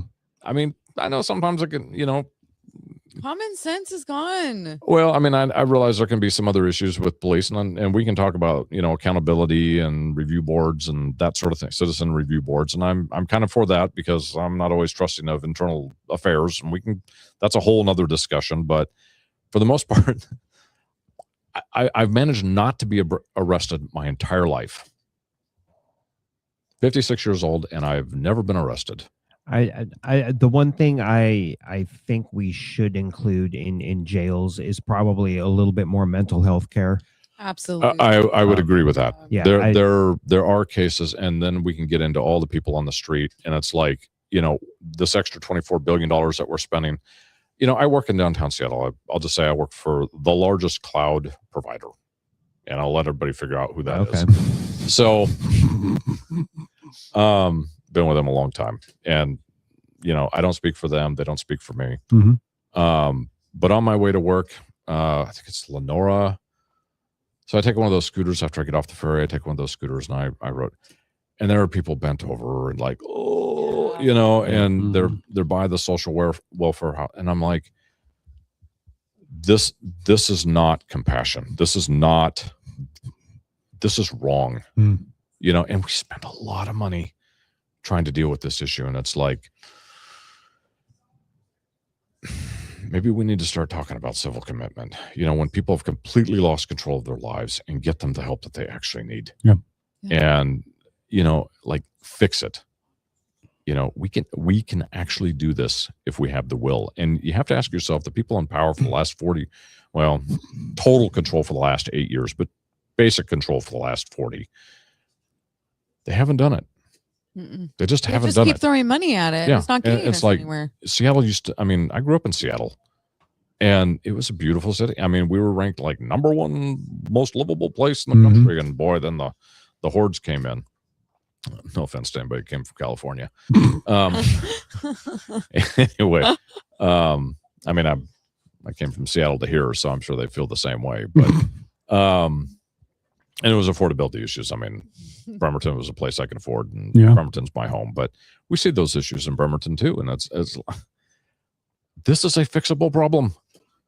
Don't tell me we don't have the money. We are $24 billion more than where we should be. We've passed the largest, tax increases, and we've said security services, and now we're going to charge sales tax on all these different services that we've had, which has put a huge crimp in a lot of in one nonprofit I heard yesterday, but that's a whole different story. It's not. Gregor was right. It's not a revenue problem. It's a spending problem. It's where is this money going? And I'm trying to figure out where it's at. And by God, when I get into office, auditing is going to be a big deal. It's time we put some sunshine on this. Minnesota is probably wondering where a bunch of their money went to. Hey, we got about 3 or 4 minutes left. I want to ask you about this. It feels like we're talking about the homeless issue and some of the issues you're seeing downtown. It feels now like the homeless population has been moved like chess pieces. Seattle lets them downtown, encourages them to be downtown until right before the World Cup shows up. And then, their wonderful mayor of Seattle, whose name I won't say because it's not worth me mentioning, put a whole bunch of them on the ferry and sent them over to Bremerton and sent some south, and just to get them out of that downtown corridor. She is also a twat waffle. Well, thank you for that. The views expressed by Beeler are probably right, actually. Again, to what level does would you think the legislature has in overseeing some of this stuff? Obviously, you've got to leave counties and cities their own jurisdiction, but I would argue this kind of like the Constitution, right?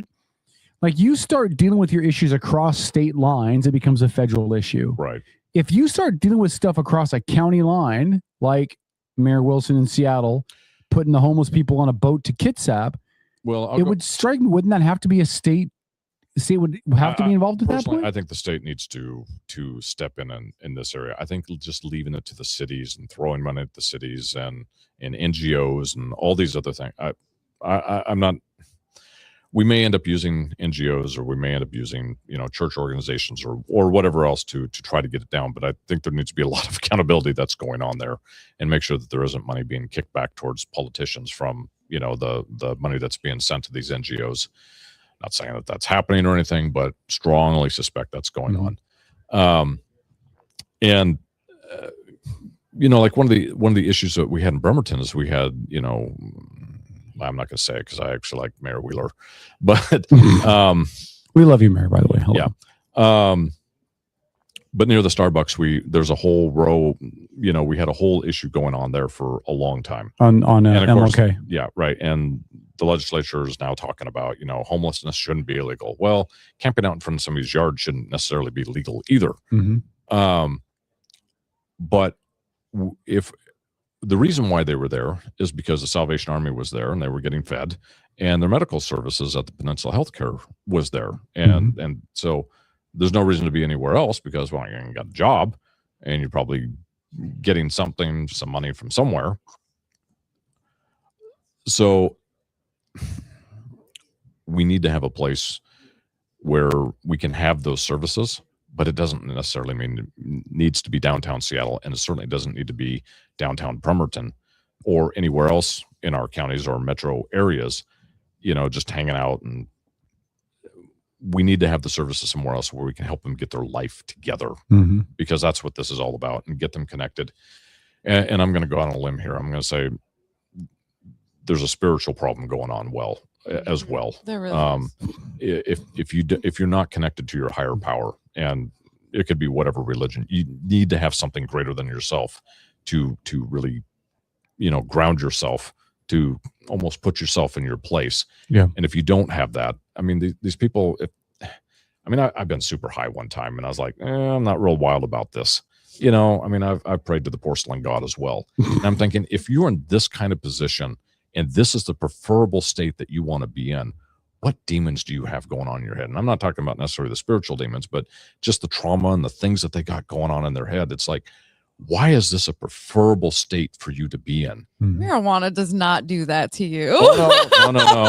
I did a I don't know bong. what you were smoking. Well, it might have had something else in it, but I felt like I was on an elevator just going up and up and up. Okay. I have smoked just about every marijuana product out there, and I have never experienced anything like that. Well, then I might have got something special. But Beeler, we're going to talk about your addiction issues later in the show. Oh my God, stop it. It's for my IBS, man. It's a medical issue. I know. I got my medical card. But if that is the preferable state, yeah, versus being sober and being able to deal with your issues, then you need some help.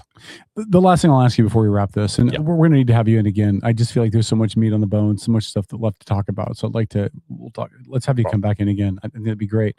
You talked about relying on NGOs or maybe the faith community or whatever.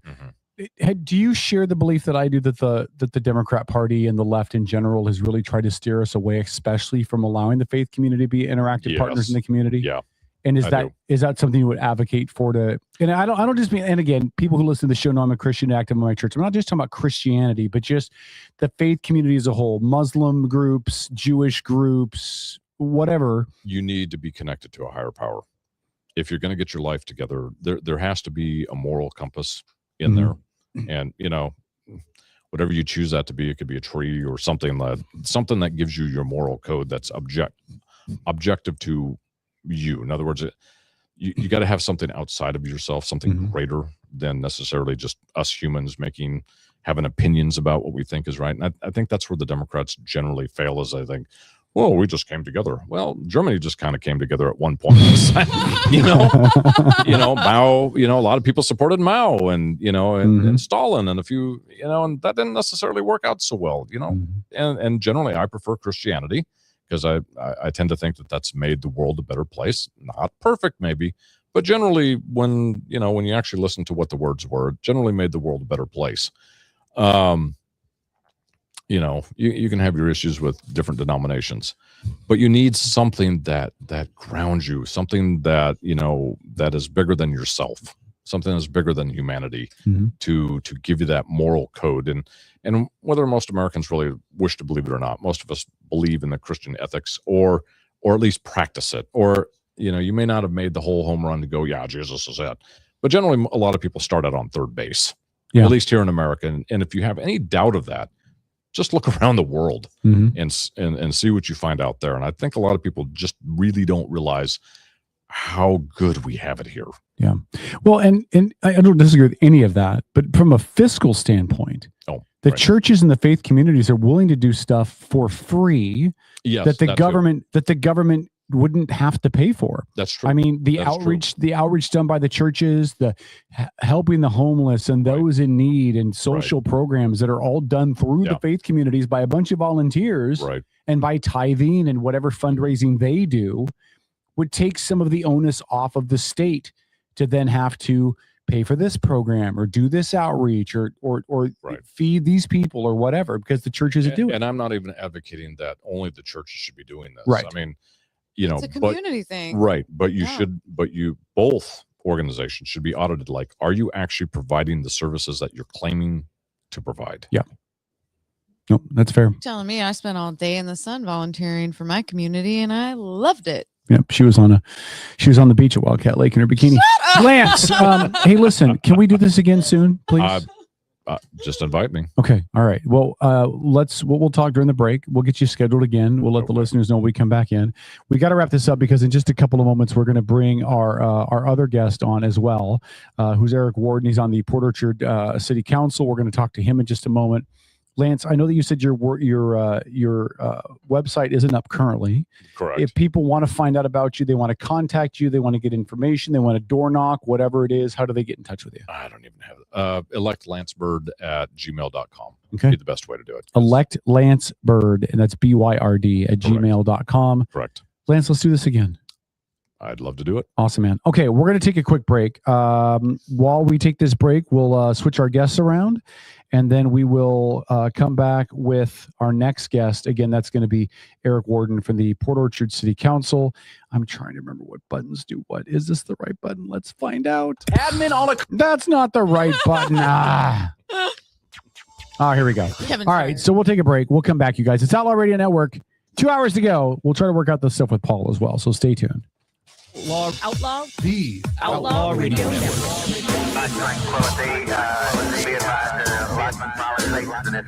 all over the world.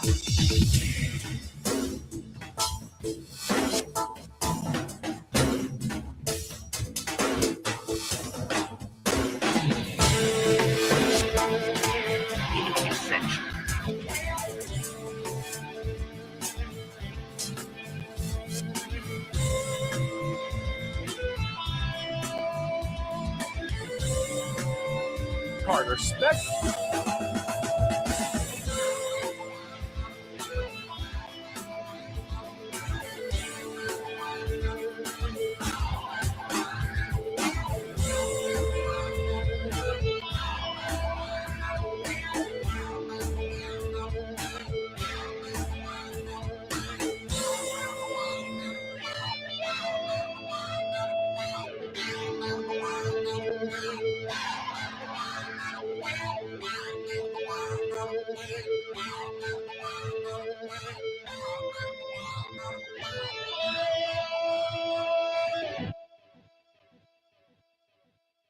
Admin a la carte are specialized local experts committed to helping you run your small business. From general admin and sales support to marketing, digital media and technology to real estate and compliance.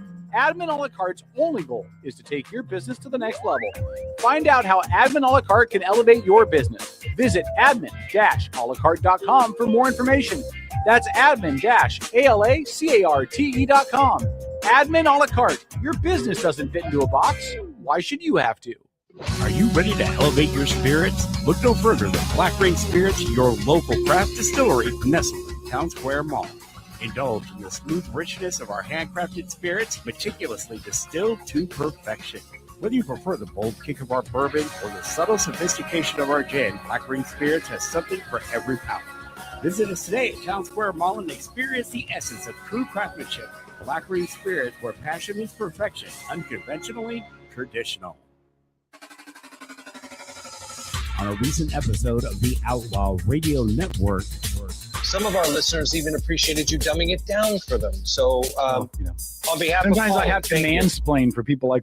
By the way, mansplaining is when men explain things to a woman in a condescending tone. I just mansplaining. That's the Outlaw Radio Network Sunday night at their new time from 6 to 10.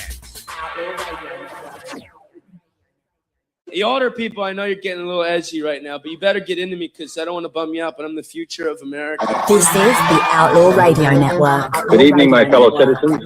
It's kind of stony, huh? It's a real thing. A radio signal from another world. The United States government presents The Outlaw Radio Network. Outlaw Radio Network. To provide guidance to mankind.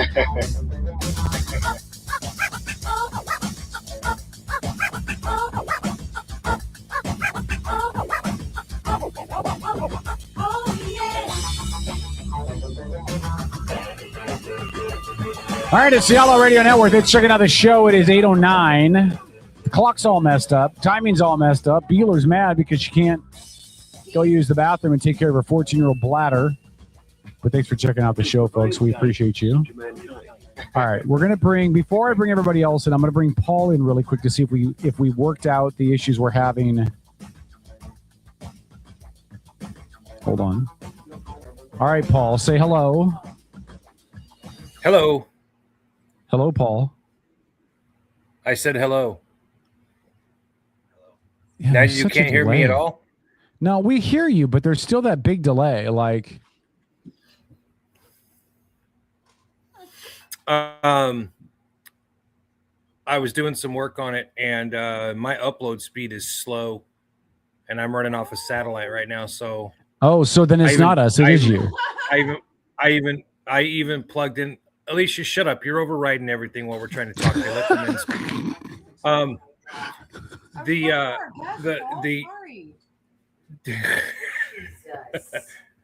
Mute all the mics over there, Kevin. Everything's muted. I muted it. I muted everything. Go ahead.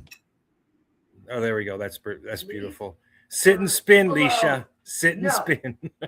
All right, Paul. Anyway, I'm gonna give you the night off, just because your internet is so wonk, thanks. and I apologize. I hate doing that to you because I know you build your night around it, and just with the guests in studio, it's gonna be really hard to do an interview with you being so delayed.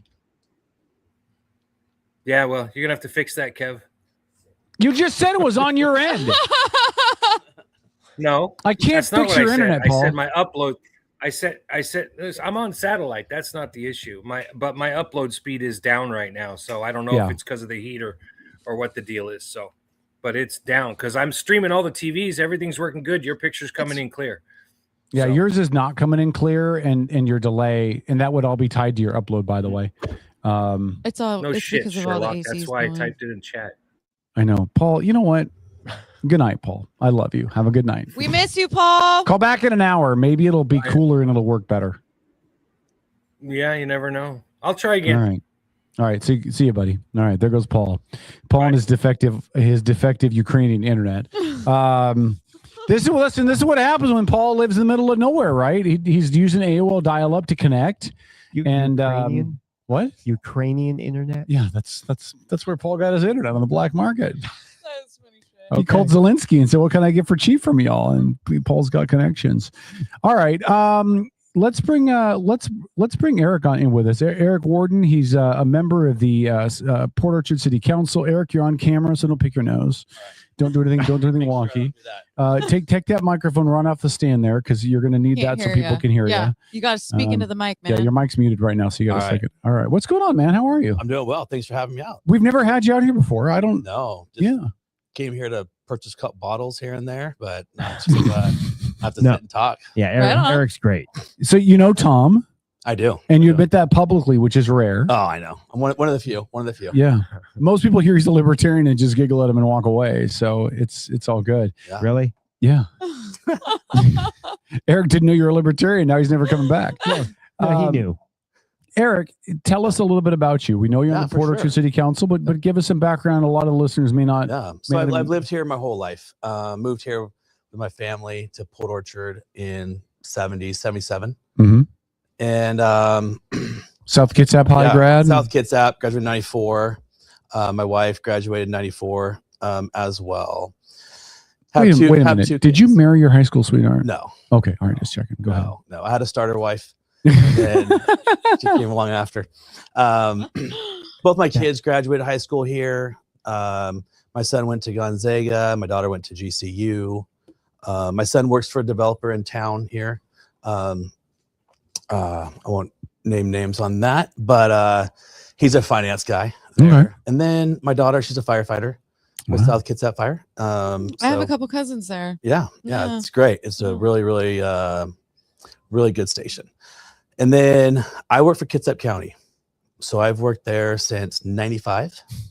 It's been a minute. Working there. Yeah. It's gone real quick. You don't look that old, man. I got to be honest with you. You don't look that old. I appreciate it. So I am 50. So He's not old. That is not old. that's a new 35. Yeah. 35. I'm just saying you didn't look old enough to have kids that had graduated already. Yeah, That's, 26 and 22. So wow, okay. It's been a good time. So I worked at the Kitsap County. I'm a construction inspector for them in the stormwater department, water quality. They're going through some rough spells right now. So I'm kind of careful in what I talk about, Sure. you know, as far as staying positive, going that route. I'm on Portrait City Council. This is been on there for 2.5 years now. My friend John's sitting over there. I know the camera's on me. And that's been quite a ride as well, you know. For a lot of people, they spend 2 years learning, you know, about city council. What do you, a utility or a committee you're on, just good things like that. They say you're drinking through a fire hose, trying to learn how to retain all the information and study. But I've done public works for over 30 years, so it's pretty. It's in your back pocket. It's pretty familiar with me, so I can actually answer other people's questions as well. I for sure still have questions. I'm not an expert in anything, but I definitely have a good grasp of it. Did you know that Kevin's an expert in everything? Everything. Everything. I love that. Everything. I love it. I like that Beeler's acknowledging it publicly now. Thank you, Beeler. Yeah. So yeah, it's been a good time. It's been a good time. We've made some good changes, you know. But. Can I ask you a Port Orchard question? And you are going to be the guy to answer this because I never understood it. All right. So you have Bremerton. We do. On the north side of Gorst. Yeah. You have Port Orchard on the south end of Gorst. Sure. How did Bremerton go from migrating through Gorst to the other side of Gorst with some of their water, some of their jurisdiction? Phenomenal question. Shouldn't that be like I live on Anderson Hill. Yeah. Okay. Yeah. Yeah. I feel like I live in Port Orchard. I say I live in Port Orchard. My mailing address says I live in Port Orchard. And yet I'm paying the city of Bremerton for my water bill. But yet Gorst is Kitsap County. Yeah. So it's how not Port Orchard or Bremerton? Yeah. How is Bremerton? How does Port Orchard not expand its base out? All those houses built up there on the hill at the top of Anderson Hill, McCormick Woods, that whole district up there. To me, it feels like that should all be Port Orchard. I feel definitely behind the Ridge. Yeah. That neighborhood back in there, is that your? No, but that whole thing. That's Bremerton right back in there as well. Yeah, but all that, McCormick Woods, all of that, it all feels to me like that should all be Port Orchard proper. It should all be like that. Their kids are going to South Kitsap schools. They're dealing with Port Orchard issues, not Bremerton issues out there. Why hasn't Port Orchard expanded? Well, we can't annex other cities. Okay, we can only annex county.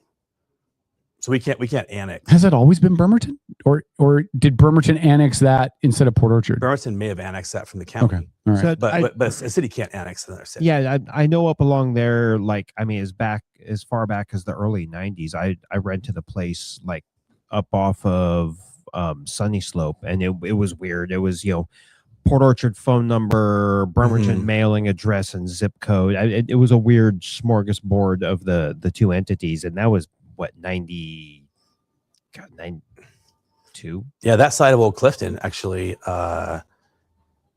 Bremerton services Port Orchard water. Yeah, on that side of the road as well. Yeah. So the city of Port Orchard buys at the water rates the water for those consumers. So we actually lose because we're still servicing it, but we're not receiving the dollar difference from that because we're literally purchasing it at their rate. At their rate. But that's going to change real soon here, though. Can we go back to why Port of Bremerton is in the Port of Port Orchard? Can we talk about that? Because I was gone for a while and I don't really know. So why is the Port of why is the Port of Bremerton running on Port our Orchard, side? Our port? Yes. When Port of Manchester has theirs, Port of Brownsville has theirs. Everybody has their own ports. But it's more of a name. That's a really good question. But it's more of just a name, isn't it? I mean, it's just that they called it the Port of Bremerton, but it's its own taxing district. It's its own They little have entity, Port of right? Bremerton workers down there. Oh no, for sure. They're off. They have office there. The port's theirs. They maintain where the park is back in there. They maintain all of that. They have that. I walk it almost every morning. Today, Yeah. the event today for Fathoms. That's the Port of Bremerton all back in there. The boardwalk issue that they have right now. That's the Port of Bremerton. The Port of Bremerton, they have little spots that they own as well. Leaving Port Orchard, going to Gorse, there's a spot on the left-hand side. Gravel lot there. That's the Port of Bremerton. They bought that. They have, the airport. Yeah. Out in there. They have the industrial park in there. I mean, so we need to get what's his name on the port commissioner. Gary? Yeah. Yeah, he's fantastic. Yeah. Fantastic. No, not Gary. Who am I Axel. Axel, yeah. Yeah, Axel's fantastic. So we had Axel on a long time ago on this show. How does so but I like Gary too. Yeah, Gary's fantastic. Help me out then. How does Port Orchard grow its base then? If Port Orchard is where we see the most residential and commercial growth, right? Is on the north side of Port Orchard. West side. The west side of Port Orchard, right? Yeah. But you're buttressed up against interest that Bremerton has. And yet it feels like, again, somebody who lives in that end of Port Orchard. Yeah. Like I feel like I'm a Port Orchard guy. So Port Orchard. You're not. You're a Bremerton guy. I'm not. Get over it. And you can't make me. Suck. Right. So the city of Port Orchard annexed, I want to say 2008 ballpark.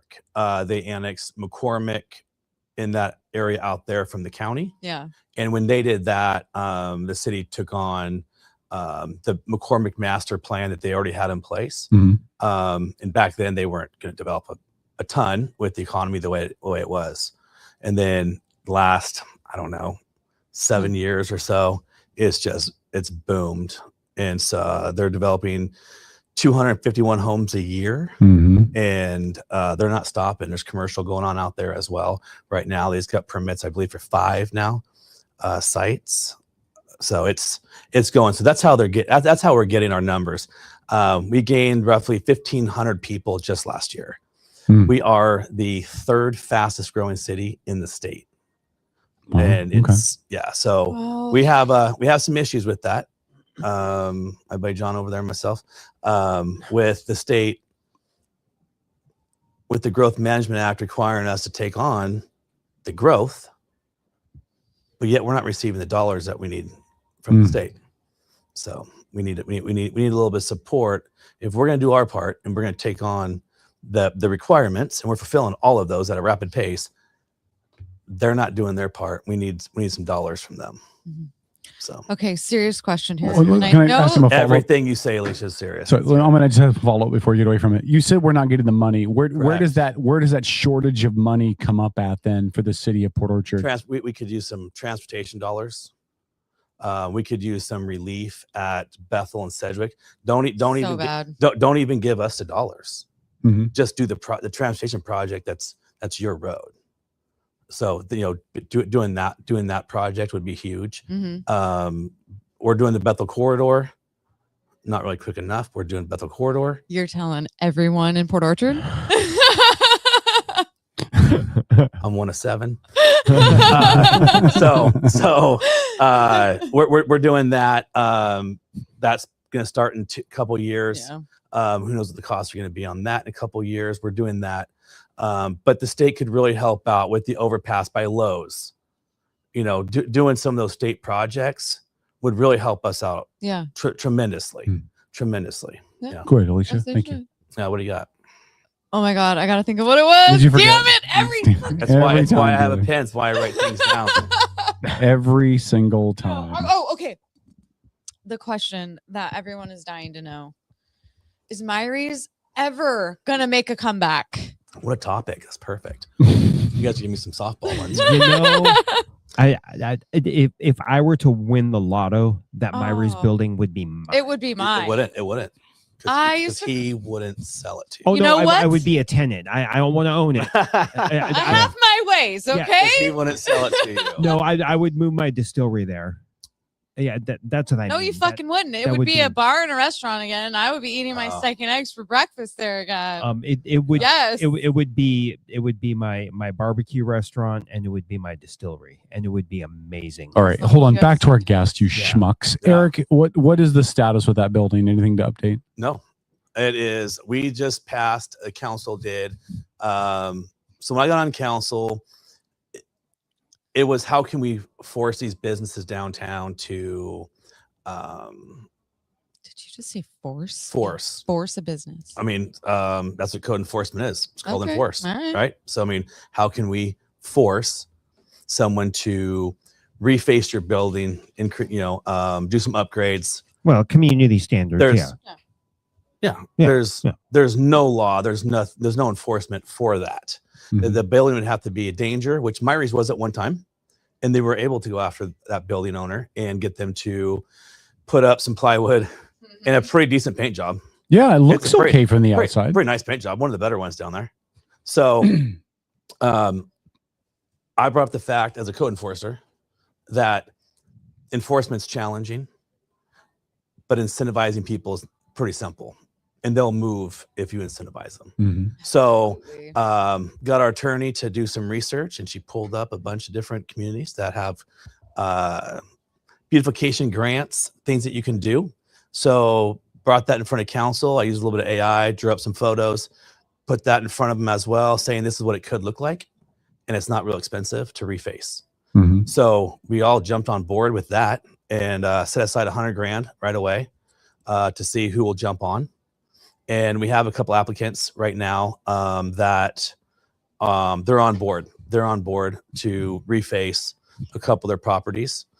So once we can get 4 or 5 of them on board and do it, hopefully the property owner that owns a block and a half of downtown might jump on board as well. All we can do is show them what's possible, show them what the costs were of these, and see if he'll take our incentives as well.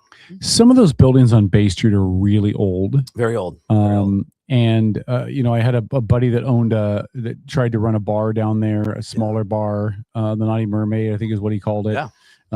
Howard, great guy. It's for sale if you want to buy it. No, I have no desire. I've been in that place. You could not pay me enough money to take that bar. Or go in it today. Yeah. I actually worked on the electrical in that building. Yeah. And that was you? The city of Port Orchard will be bringing you a bill. Yeah, no, I did one repair in that building for Howard. Yeah, and I got to work on a piece of equipment that had an 1899 manufactured date stamp. And you should have saved it. And it was still in use. Yeah. Wow, that's amazing. From 18 They just don't make them like they used to. How does electrical this switch from 1899? How does the city get around that downtown? Because backstory, right? Please, yeah. I've lived in Bremerton forever. Okay. Before I came to what I consider Port Orchard, even though they tell me it's Bremerton, they can shut up. My biggest argument with Bremerton was you would drive down Wheaton Way, which should be their financial coup, right? That should be where all their tax revenues coming from. They should have a lot of good businesses, and you see boarded up businesses all the way down Wheaton Way. Have you seen Wheaton Way now? Yeah, but listen, that old Denny's is still boarded up. The old Sizzler's still boarded up. They bulldozed a lot where Key Bank was at. That half down there. Yeah. True. But by Rydell down. Yeah, up by Rydell. Yeah. I think Mayor Wheeler actually got that one going, and he's done some really good stuff with that. And I'm not knocking that, but I'm just saying that my argument with Bremerton the whole time was this should be where your money's coming from. Yeah. When the Roxy was a church downtown, like that's in the middle of your waterfront. They shouldn't be able to afford to operate that close to the water in a major city like Bremerton. When I drive down Port Orchard, I feel some of the same thing. You have Myries Building, which is a huge, beautiful space that could really be a nice drawing point for the community to come down and sit near the water and eat. And like Beeler talked about having steak and eggs for breakfast. Some of those businesses across the street are really old buildings that I question how stable or sturdy they are. They certainly don't invite new businesses to come in when they close down. That's not real inviting. Yeah. No.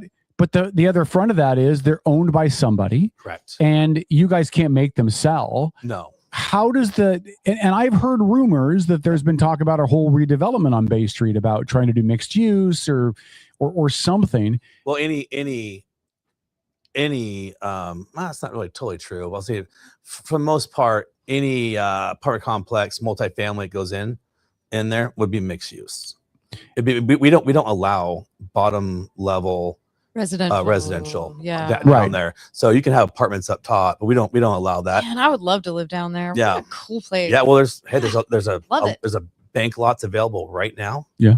No, I'm good. If you want to pick that up, and we're looking for a good tenant. Yeah, But I'm how sorry, does- I don't have millions hanging out in my back pocket, buddy. How does the city though encourage that? You talked about grants, but $100,000 not grants, but it's a grant. Yeah, it's a grant. Okay. We the same way that we apply for grants, and I'm telling you, like, we could use some federal dollars, we could use some state dollars. Those are grants that you apply for. Okay. Right? Those are grants that you apply for. We're just doing the exact same thing with business property owners, not business owners, with property owners, to try to encourage them to do to meet us halfway. They're matching grants. So if you meet us halfway, we're willing to step up.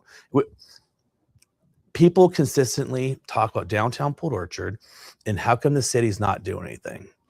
So we are. Yeah. We're using dollars and we're doing matching grants to try to get property owners to spice it up. And we put requirements on it. Like, you don't just get to put whatever color you want on there. You don't get to put whatever siding you want on there. You know, it has to be a concrete material, something that's durable. We're not going to use tax dollars to, allow them to use T111, which you don't use in the city anyhow. But as an example, even Cedar Shake, we're not allowing those products on there. They can go on there, but not with tax dollars. Right. It needs to be something that's durable. I think it's a great idea. I think anything we could do to beautify our downtown area is just going to bring in more tourism, which is going to be great for our businesses. Yeah, the community center is going in. So basically, the newest building downtown, which is the bank, is coming down, and then the community center is going in. Is that happening? Oh, it's happening. Yeah. Oh, So- no, it's happening. So do the funding mechanisms get figured out? Because it wasn't there something with the bank and change of ownership, and then there was funding. The city purchased that bank building, I believe, a couple years ago, 3 or 4 years ago. Yeah, 3 or 4 years ago, the city purchased the bank as part of the community center, and the revitalization of downtown. Okay. And so the public facilities district awarded the city, I believe, 22, 20, 21, 18,000 million, 18 million. Yeah, 1,000 would not be enough money. 18 million. The library's kicking in like 5 or 6 million. I'm just throwing out some ballparkish numbers. Right. Okay. But it's pretty close. Yeah. They're kicking in 5 or 6, and they're receiving half of the building. The whole downstairs is going to be the library. Which the libraries are so important. I love it. Yeah, libraries are love it. are love it, fantastic. love it. Yes. Well, and the library that's currently in downtown Port Orchard is awful tiny. I mean, they needed to expand. They needed a little more footprint. I was not a huge library guy myself. And I went. It might shock you, I know, but but I went in there and I was really shocked how busy it was with people in there on computers, and not everyone had a book in their hand, but they definitely had a screen in their hand, and if I don't have computers, they may not have internet, right? But it's 2026. Libraries are offering a lot, and so they're scooping up the downstairs of that, and the upstairs is going to be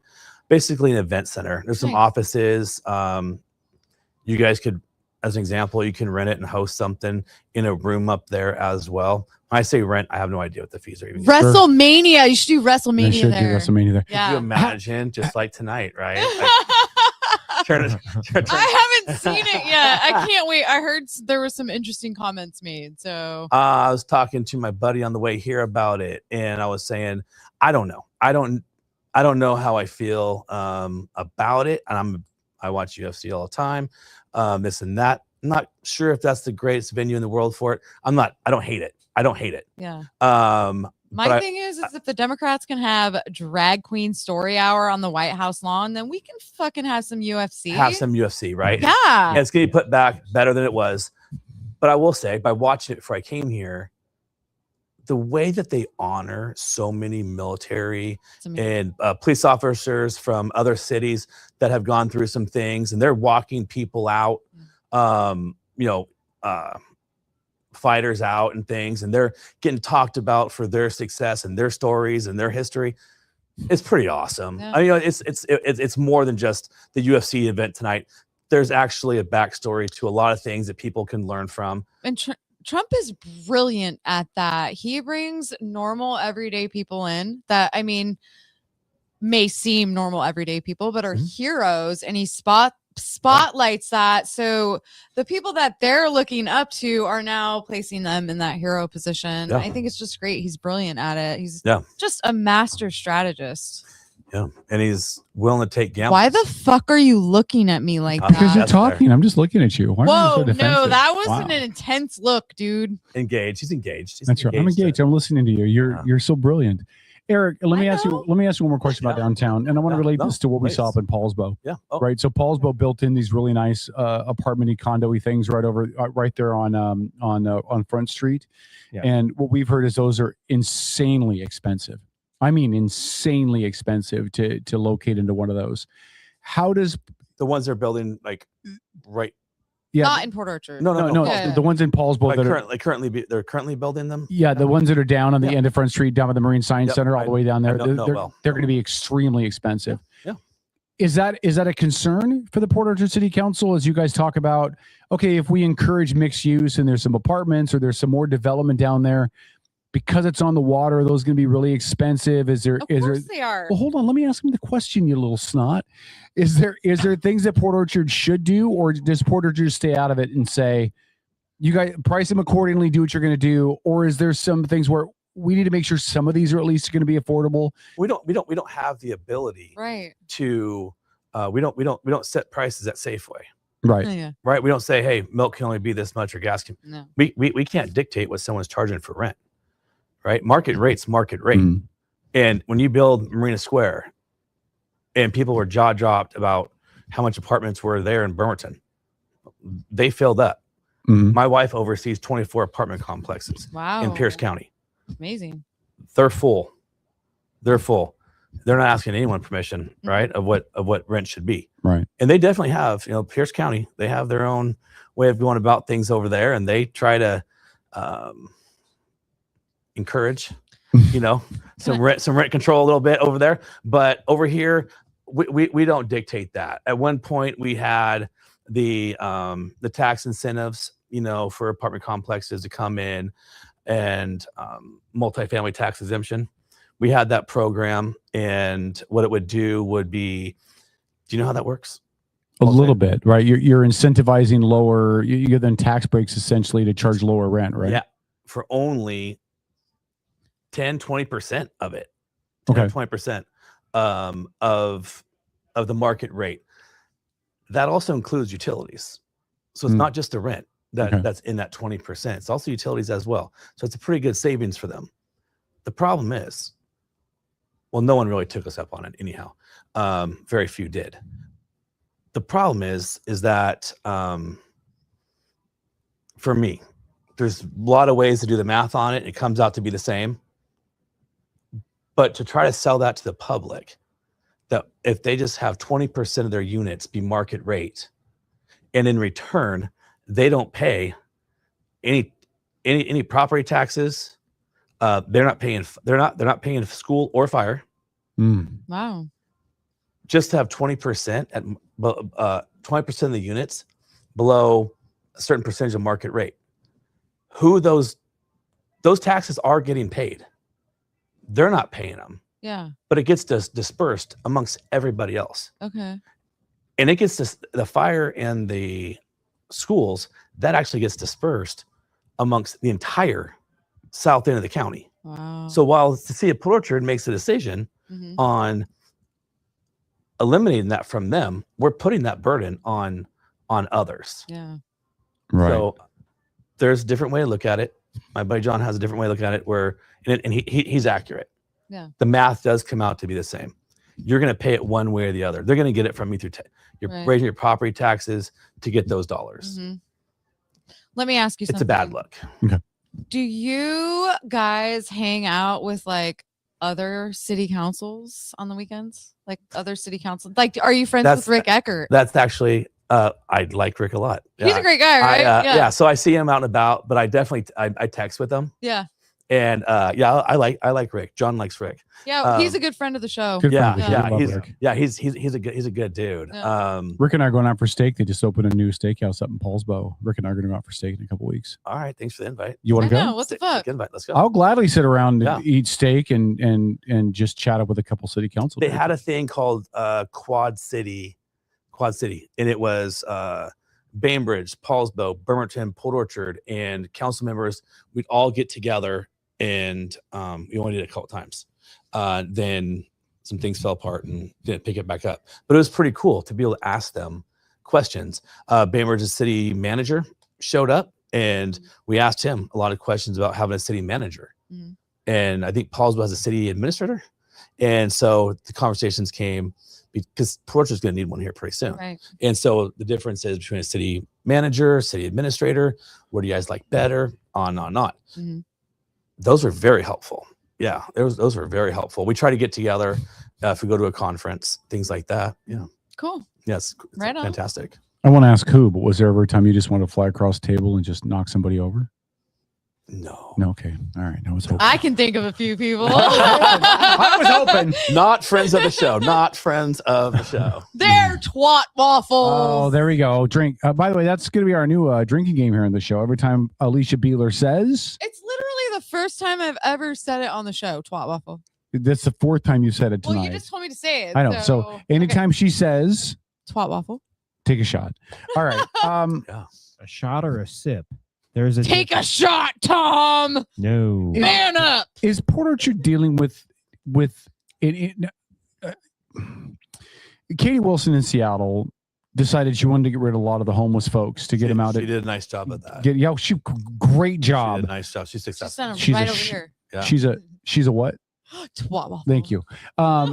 She's put a lot of them on ferry, sent them over to Kitsap. I know Bremerton, $60 or something like that. Yeah, Bremerton got a bunch of them. Did Port Orchard pick up some of that as well? I haven't noticed. Yes, You guys we have. Have you not seen the carts and just the garbage like strewn everywhere? Especially, I saw a big pile going down Bethel. I thought that was a bunch of It was Wazoo graduates, awful. but okay. Hey. No, like this is not normal. Going down Bethel?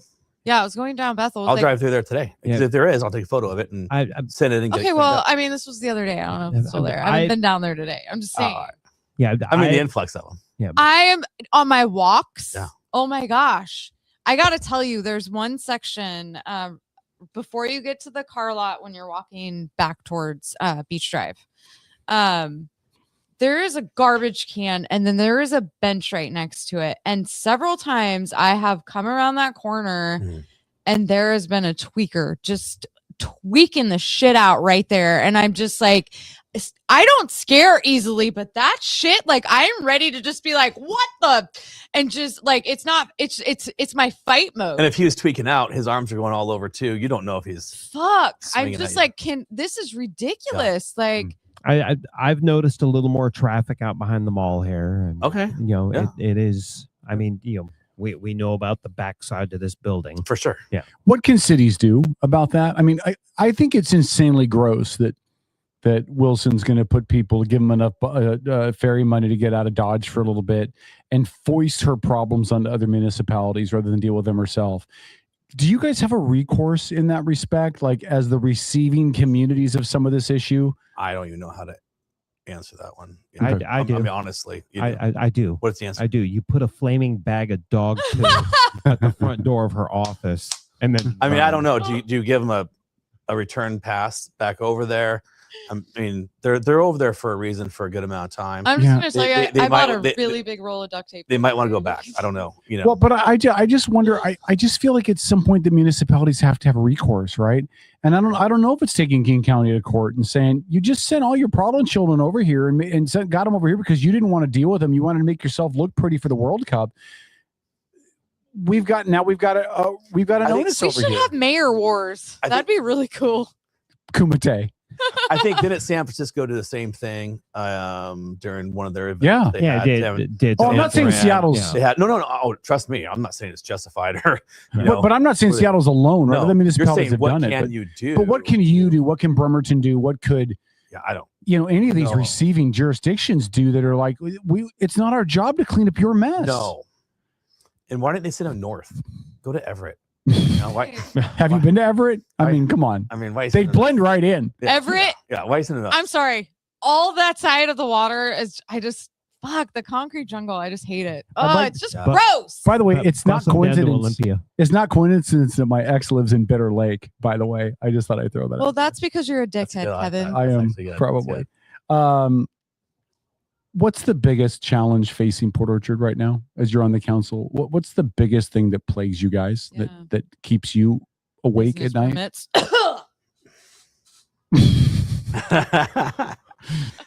She's a firecracker. You know, we're generally pretty nice on the interviews, but she's mean. The permitting is a pretty hot one, but that's not it. It's really. I think it's no. I mean, that's the biggest issue that the mayor's facing. Yeah, later on this summer. That's the biggest issue. He's yeah. I mean, later on this summer, I'm going to try to remodel my tasting room, and I'm scared.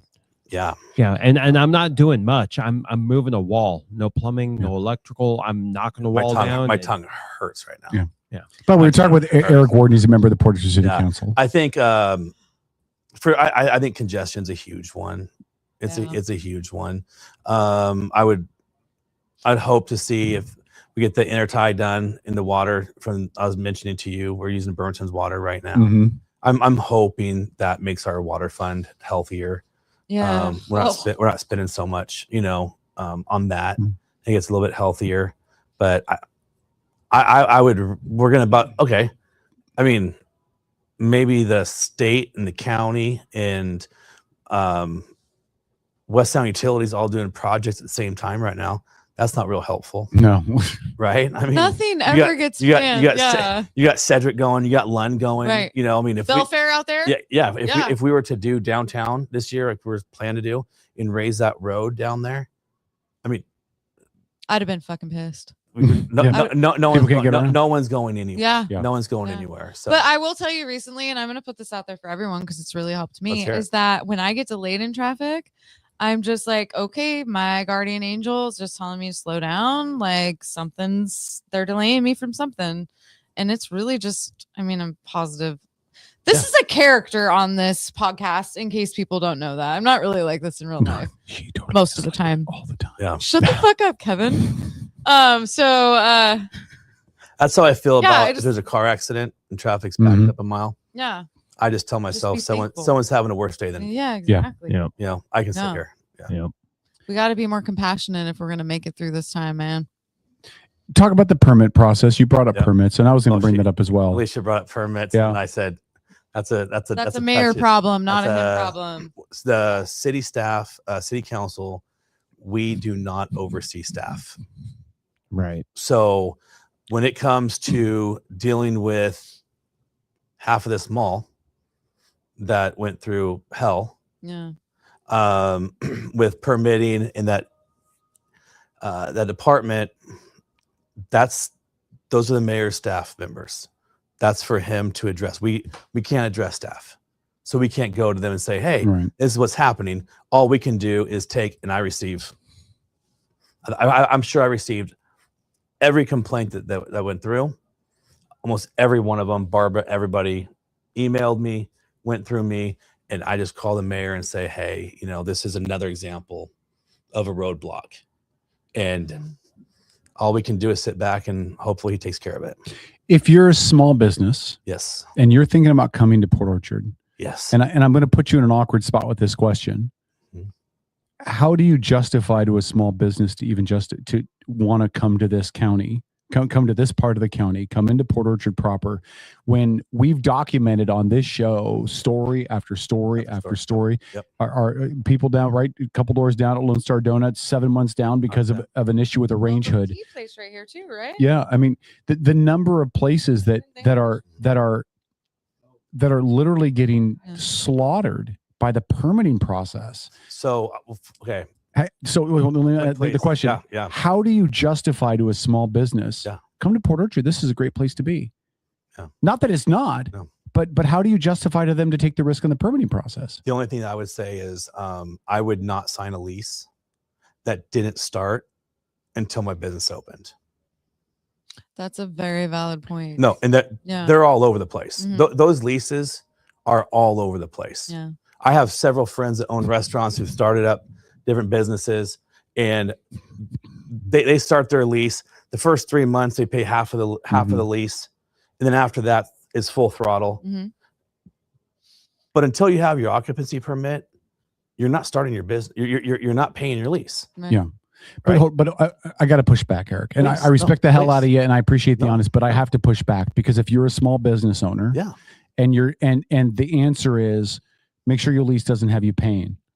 That doesn't address the fact that you have to account for inventory. You have to account for stuff that you buy to put in there before that. For sure. You got to account for your staffing and your hiring and your plans for a business on how you're going to operate, how you're going to live. And I'm not knocking you, because as you said, it's a Patonsu oversight thing. Yeah. I cannot speak for that department. Right? No, I'm not asking you to. No. You're asking me what would I tell somebody that's moving into Port Orchard? I tell anybody moving into any city that there's some serious problems. I tell anybody what I told you about a lease. But I would tell anybody moving into Port Orchard that hold on tight. That's the best thing financially that you're going to be able to do. I cannot speak, and I'm not going to, just be honest. About the permitting, about the staff, and the issues that has taken place. I will say that there is a turnover of staff right now. You know, that's public. Yeah, there's a turnover of staff, and hopefully we start going in a much better, productive way. To answer your question, I would tell them, here's some things that you can do to help protect yourself in that way, right? Like there's you're gonna sit on product. You know, obviously, if you're a restaurant, you're not, right? I mean, you're gonna do it, but if you're selling whatever is being sold out here, you're gonna sit on product. You're gonna have that. Again, that's probably the best that I could. I deal with permitting. Yeah. The Chick-fil-A in Bremerton out there that's opening up. I inspected that site. 2 months ago, and they were to get them an occupancy permit as my job at the county. They're delayed quite a bit. Yeah. I mean, they were expecting to be open in like 7 days from the time that I was there. I mean, they're fully staffed. The amount of employees they have, holy smokes, right? I mean, those employees, as I was driving by the other day, I'm sitting here saying that they don't have employment right now. Yeah. Right. So it's, you definitely have the business aspect of it, the owner who's losing, but you also have staff who's expecting to start their new job. Yeah. And there's a lot of moving parts to that. Well, then there's that. What's that place we talked about earlier in Silverdale? Panda. Yeah, Panda Express. Express. I'm not going to put you. I don't want to put you in position with your day job. No, I don't know. I'm not even willing to. Yeah. Just to be honest, talked about that with Leisha. You know, certain things I'm not going to discuss. Yeah. But I will say this: those corporate businesses, they have project managers that come in when you're building something. There's a huge difference between a small business in here, where you're not hiring an architect. You shouldn't have to. Right. You shouldn't have to hire an architect. That's crazy. Yeah. But there's certain places that require that. They want that. I don't understand. A Chick-fil-A, a Panda Express, there's no issues for the most part when Emerald City Smoothie went in, right? They didn't have one complaint about trying to get in there. But when these corporate places go in, they have project managers. They have permit specialists. Oh yeah, they have architects, people that design their building. You need a change. Yeah. We'll make a change today with a stamp on it. It's a whole different thing. Yeah. You know, I will say about permitting is that it should be, I can say this, it should be a customer-based position. You should be trying to get people to yes. And you should be trying to get them to yes as quick as possible. It saves the city dollars. Yep. Not making trips out.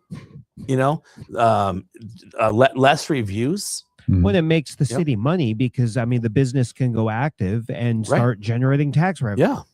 Yeah. And you're known as the word business friendly is thrown around a lot, but I guess that is kind of the right way to word it right here. You're more of a business friendly area. A buddy of mine opened up the grocery outlet in Belfair. He was able to open up that in a minute. Yeah. It was quick. They literally said, when he applied, they said, thank you to him. Yeah. That's a pretty good feeling. Yeah. When you're starting out, That's right? customer service. Yeah. That's what you should want. We don't have a lot of commercial out here. We have one corporate restaurant in Port Orchard, and that's a Pancake House. That's the only corporate restaurant that we have. I live in McCormick. Wow. Okay. I live in McCormick. The closest restaurant from McCormick is Puerto Vallarta. I mean, you can't go wrong with Puerto Vallarta. That's it. They have good salsa. I like Sergio. It's a good bar. You know, great place to watch a game. Yeah, you know, for sure. Yeah. But I asked on a land use committee, I think last year before, I said, why aren't we getting corporate businesses, corporate restaurants in Port Orchard? And the response was from our director, just being honest, he said, it costs too much to build here. Costs too much to build here. There's for sure a lack of restaurants here, right? There's a lack of things for kids to do. I mean, right now we have a big issue with Gibbons closing down. I know I'm kind of creating my own little conversation and issue here, but no, I was going to ask you about Gibbons because I think it's a big deal. Yeah. With Gibbons closing down, it is a big deal. I mean, they have, I think, 2 schools in there that I believe are lower income. You know, they have 300 plus seniors that use it. I take plenty of training courses through the county in that building. They have numerous things that it's being used for. I won't discuss really the county's budget issues and closing it down. I'll just say more of, as a city, I think we need to make some changes and we need to see what we can do to help the seniors a little bit. It's sad to see Gibbons close. I mean, hell, when I came home from college in the 90s, the community center there was alive and well. I mean, I taught fencing classes. You know, they're like, what, in Port Orchard one night a week, in Silverdale one night a week, and in Kingston all through the community center. Yeah, with the Parks and Recreation budget. Yeah, which I think all that's gone now. It's utilized. I mean, that place is full. It's really busy. But I heard today from another county employee that it's going to cost $3 million just to clean it up a little bit, and $6 million. 30 million to replace it, tear it down and rebuild. Yeah, and that's not feasible. It seems that's not happening. With our county right now. That's not happening. Yeah, it just seems crazy, right? You're going to build a beautiful community center down where that bank is right now, and you're going to get rid of the other community center. So no, that's not ours. No, but I mean, the community is going to lose the other community center. I agree. And it's almost like you're going to offset from one to the other. How much of that stuff that's at the other community center can, and if not, where does it go? And it's a loss for the community for sure. So I was not, nobody on council, I don't think, was on the original planning of the community center. When we got on there, it was already designed up, right? When I think half of us got on there, it was already designed up. Too far into it, the facilities district gave the money based off of what it was going to be used for. And the library, I believe, was pretty enticing, to help support a library as well. It's a library with 100-person event space up top. Yeah. That's what it is. No, it makes perfect sense, especially down there on the waterfront. Yeah, like and it's not costing our taxpayers. It's all tax dollars. However you get the money, it's all tax dollars. I'm fully aware. But it's not costing the city of Port Orchard residents $35 million. It's just not. As far as the seniors go, I have some ideas. Other people have ideas. It'd be nice to try to find something. It was brought up like, what about that Rite Aid building? That's going to be our third McDonald's here in a minute. Nuh-uh. Oh, you heard me. That's the No. What? Really? But what about a building like That? Okay, I know McDonald's and fast food isn't technically a restaurant, but we have plenty of corporate restaurants in Port Orchard. Then Arby's Stop is here, it right right? now. That's not a restaurant. Well, I agree with that, but there are people out there that would believe that. Yeah, drive-through. If you have a drive-through, I agree. It doesn't count. I'm a foodie. I don't. Hold on, I'm gonna bring I Paul in. Paul says he fixed his issue, and I know that Paul has a question for you. I know you haven't met Paul. But consider yourself lucky. All right, hold on. Let's bring Paul in. Hello, Pollywog. What's going on, man? Are you fixed? That's brutal. Tell me, can you hear my voice okay now? Yeah, I think you're good. All right. Okay, so very good. Very good. Did you have a question for our guest Eric Worden, of the member of the Port Orchard City Council? Right. First, I wanted to tell Eric, thank you for joining us tonight. We truly appreciate it. I think this is your first time on, so congratulations for making it through. First of many, and right, Alicia, Eric? yeah. And Alicia hasn't cussed at you too many times, so I think we're on a real positive footing there. So she got her anger out of the way outside. Right. For sure. So, you guys were talking about business space and everything like that within the city of Port Orchard. Years ago, and part of the reason I'm not there tonight is because on the weekends I have a paintball field. There was my brothers and I bought the one that was over off of Wagga Way. Yep. And we moved it over to the Kitsap Rifle and Revolver Club. Oh, nice. Off of Holly. Holly area. Yeah. Unfortunately, it's a bit of a bowl, and the wind comes through there, and it has caused us more damage than I care to think about over the wintertime. Just a slight windstorm, man, and it's turning out to be a nightmare to repair and clean up and everything. So we've had some conversations about possibly looking in some other areas around the county. So I just wanted to put the word out there to you. If the city has anywhere that they might like to utilize for people to do sports entertainment kind of stuff, throw us a message. Let me know. I would love to come talk to you guys. So yeah, it's bottom line is we've got 150 sets of rental gear. We've got 3 fields we're running, and it's a blast, but our location is not working out very well to our favor right now. So I think the cheapest leases you're going to get is probably in the county. I think you should go to Rite Aid and put it in there. Yeah.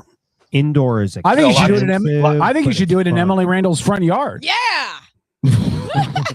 Sorry. I don't know. I'm the most dangerous man in America. I'm white. I'm a white Anglo-Saxon Protestant. I don't think she would appreciate me very much. You are the threat to all of America, you white man. Don't forget that you're heterosexual as well. That's right. Don't forget that, Paul. And a veteran. So I probably know how to make improvised explosive devices, right? Threat. So, all right. Yeah, for sure. But again, Eric, I really wanted to thank you for coming on. I was having some internet issues earlier, so I couldn't be on. Not the best public speaker in the world. This is a good start. You're doing great. No, you're doing awesome. You're wonderful. All right, appreciate it. Thanks. Well, and you're friends with Rick, our good friend Rick. So yeah, you know, I like Rick a lot. And I will happily invite myself to that steak dinner and have a great time with you guys. But again, thank you for coming on, and hopefully you're able to get something worked out with Alicia and Kevin to be able to come back on. I just had one quick question for you because I want to see if I understood the issue correctly.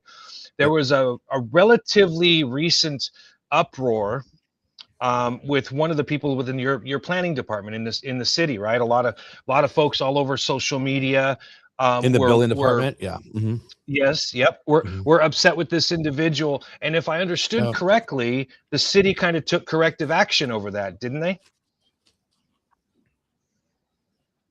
Yeah. Yes. Okay, that's all you got to say, because we don't need to bring up names or nothing like that. I just wanted to hear from you if that's what happened. I think part of it though is, Eric, is this falls down to the mayor's office and because it's one of their departments. Is that it's the employee that's being referenced is the mayor's employee, and a little bit, my opinion, 2 or 3 years too late, but it was addressed. So yeah. Well, amen to that honesty. We appreciate you. Thank you very much. Yeah, absolutely. Thanks for having me on here. Eric, I'm going to ask you a question. Yeah. Knowing full well your position on the council, you may not want to answer this, and we didn't talk about it up front. Obviously, I believe Patansu is coming up for re-election. Mm-hmm. Do you have thoughts as a council member how he's done, or is that something you're not comfortable? I'm not trying to put you in a spot, but I think people would be curious what the working relationship is like between the council and the mayor. We have a working relationship. Okay. Yeah, I'm not gonna say That's fantastic. I'm not gonna say everyone is a fan of me or everyone's a fan of him. As far as that goes, right? I think we all have some differences. We all wish things could be different. For sure, everyone's an armchair quarterback. Yeah. Right. Monday morning. I'm for sure that person at times. And well, it's okay because everybody who votes in your city is this exact same thing. They come back 100%. The next day and tell you what you should have done. Yeah. And so I'll kind of stay away from that question a little bit, but I will add that based off the last statement you just made, it's really true. My name gets, on social media, there's some things that I'll be like, on a portrait community page, Eric Worden sucks, oh yeah. And then I don't ever, I do not argue. I absolutely, I share a lot of things, information.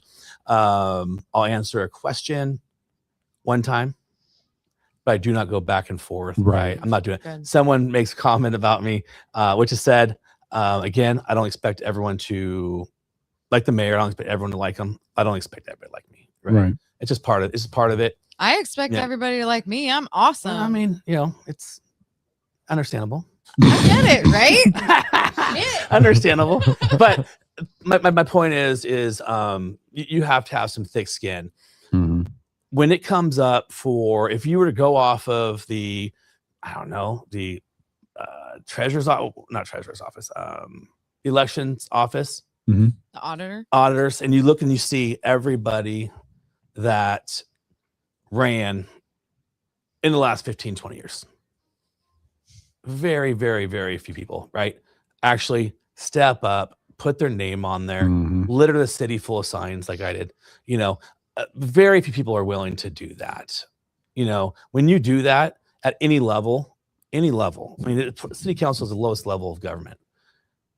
I'm still putting my parents' name out there. Mm-hmm. I'm still putting my children live in this town. Mm-hmm. I'm still putting myself out there in front of everything. Mm-hmm. And my kids and my mom and everybody, my dad, if someone says something negative, they have to hear it. Yeah. Right. Thank goodness, to be real about it, they haven't experienced that. That's a good thing.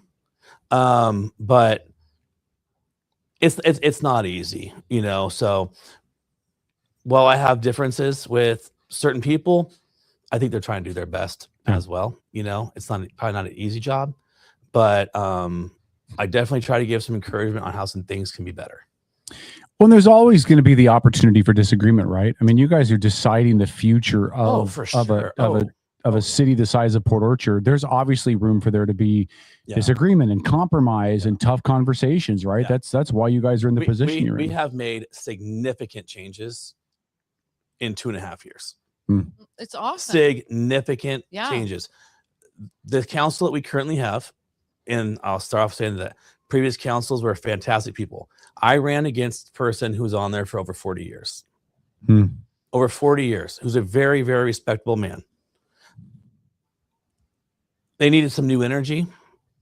I'm the type of person that if I ran against somebody else and I would have won, he's gonna control the council. Mm-hmm. It's just who he is. He's fantastic, but he just draws that level of respect. Right. Where I want to make changes. So if I'm gonna make changes, even though he's a fantastic person, I still have to run against him because you get to pick who you want to run against in Port Orchard. Yeah. We don't have those districts. Right. So you basically, it gets personal. You pick and choose who you want to run against. It says a lot about you, man. Yeah. So honestly, most people would have said, I'm going to pick the low hanging fruit. I'm going to pick the guy that hasn't been there very long. I'm going to pick what I think is the easier race. Yeah. Yeah. But you have to be able to read a room too. Yeah. Right. You got to be able to have confidence in read a room. I don't know anyone that would run for something if you didn't think you're going to win. Yeah. Right. But when we did that, immediately started coffee with council.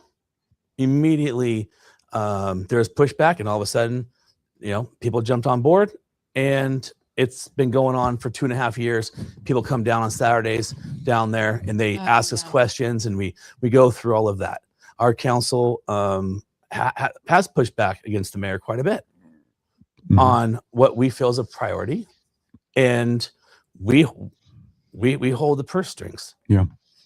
We've changed a ton of people that come to council meetings because they thought that you had to sit through a whole council meeting and wait to the very end to get starved out if you want to get up there and make a public comment. Right. Well, stop. We'll put that at the very front of the meeting. Yeah. You can make your comment, you can leave, or you can sit through it and ask at the end. That's great. Right. So we're just basically making it more accessible to everybody. my buddy John and myself started town hall. That's great. Come forth and ask questions. And the council pushed back and they wanted to be involved too. Cool. Is that Tawny Cohen that put one of those on down at Whiskey? Or is that something else? No, I think she put on something for elected people that were running. All right. She put that on for them. All right. And that was kind of a nice event. Yeah. I met some good people there, Cool. that I didn't meet there. But yeah, so we basically made some changes pretty quick. I think hired a communications person, to update things, social media, even like fact sheets, things like that it's super important when you're out and about to provide to people. So the communication in the city, we've drastically pushed on and changed it. We've pushed on the fact that we're tired of buying things. We want to hire people and not office people. We want to hire field staff, people that are actually out there doing things that when you drive around town, one of the things that the council members get after me for is I tell them right away, I would say, hey, you guys need to start looking down. I look down for a living being a stormwater person, right? Yeah. You need to look down. When you look down, you really start seeing the weeds, the trash, the things that need improvements, curbs not being painted, crosswalks. Most people don't do that, right? And you drive, you're looking up.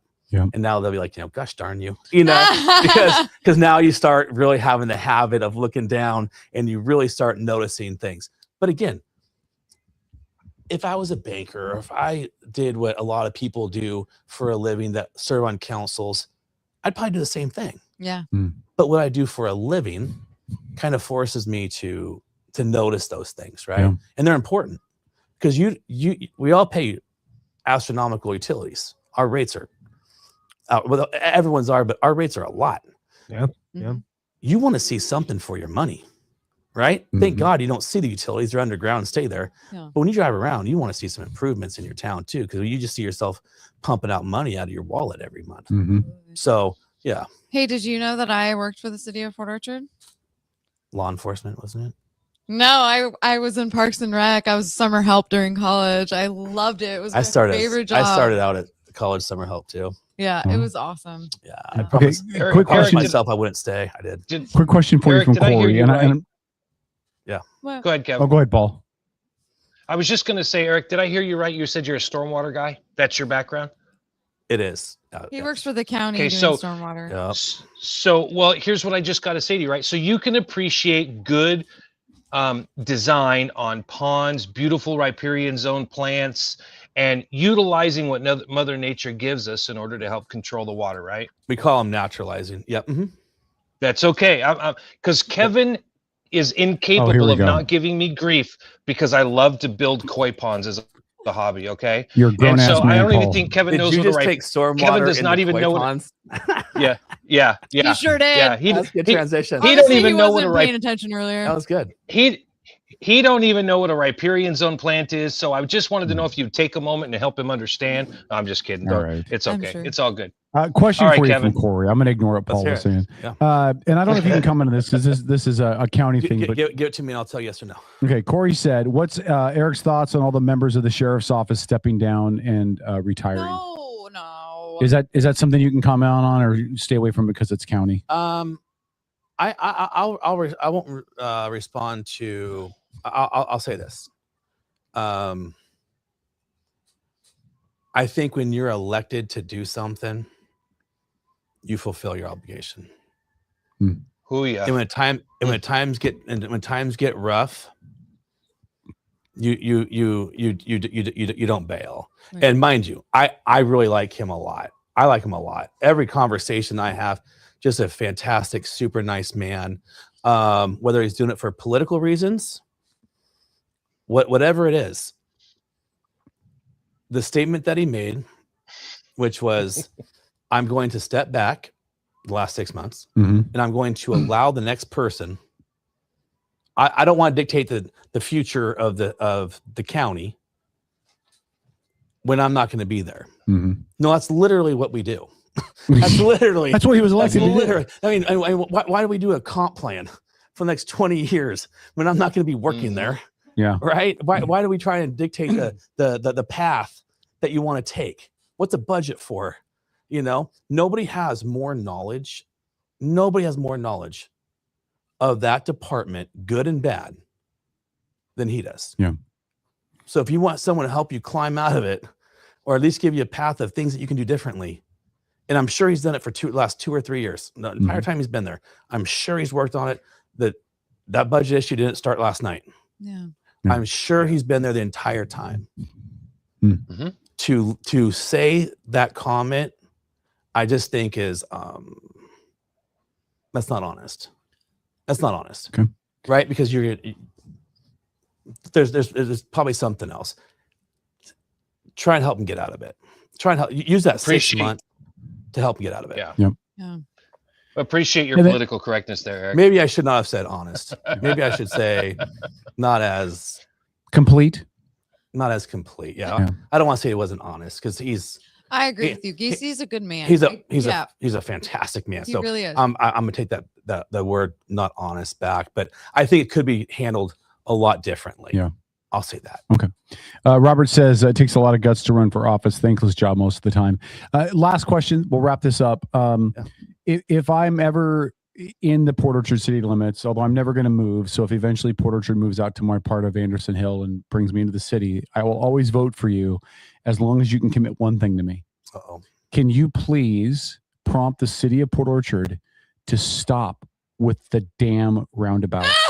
I swear to all things holy, please stop with the roundabouts. You know what? There's 5 more. There's 5 more coming. I drove and the state's putting in many more. I know this isn't Port Orchard, but I drove Lake Flora. Yep. There's a roundabout. Yeah. And there's a roundabout there now. And I'm like, this is perfect because people come so quick over that. You don't see them by the time you're turning, it's like they're right on your ass. So I'm very happy to see it's that. a calming device as well. Yeah. And like you can't use stop signs. Those are not legal traffic calming devices. Right. So you can't be like, oh, hey, let's put a stop sign right here to slow people down. I mean, there's things that you just legally you can't do. Right. You know, the Big state's Ben, putting them in, Parliament. the county's putting them in, everyone's putting them in right now. And it's my mom, dad hate them.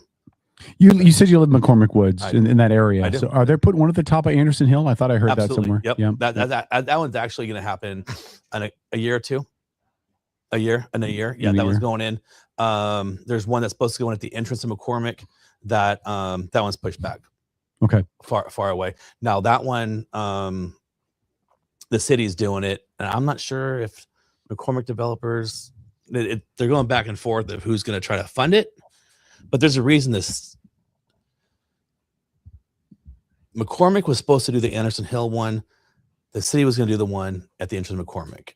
Okay. There's a a huge financial difference when who's doing the project. It's night and day. We just talked about this though. McCormick up there is Bremerton. No, I know. I'm just No. Why are we doing that? Oh, the Anderson Hilltop? Because Old Clifton Road is a city road. So we got the road and they get all the benefits of having to drive on our fucking roads. When you leave the ridge, Bremerton. when you leave the ridge, which is 500 houses, yep, half of them probably enter pissed. Anderson Hill. Yeah, you know, half of them probably enter on Anderson Hill. But it gets back to what we started, and again, we're going to wrap this up. But it gets to what I talked about before, right? Which is, how did Port Orchard get to the point where Bremerton just completely encroached right up to the Port Orchard roads? All those cars come out into, not all of them, what you said, maybe half are coming out onto Port Orchard streets using Port Orchard resources. Hey, my buddy John lives in the city of Port Orchard, and in order to get to a new neighborhood in Bremerton, you have to literally go through his neighborhood. And if there's a fire, isn't it South Kitsap Fire and Rescue that's going to have to go to McCormick Woods? Oh, Well, yeah. Well, McCormick Woods is 100% city. But that's what I mean though. But it's South Kitsap Fire and Rescue is the one's going to have to go there, right? So I'm just drawing the illustration. There's so much. It's so muddy. But mind you, there is a fire station. So I don't know. I haven't studied the fire district, but there is a fire station in Gorst that could respond to the Anderson Hill right there as well. Okay. All right. Right. I mean, I don't know who covers what zone. It would be easy to get to. What's that now? What's that, Paul? I said it, Gorst. It's the bustling armpit of Kitsap County. I know. I live right down the road from it. It's where the sewer meets the sea. I know the answer is no to this, It's but have you ever literally- heard any talk of them putting a overpass at Anderson Hill? Dream on, Kevin. No. Seriously, Kevin, keep dreaming. Anderson Hill? Yeah, at Anderson Hill.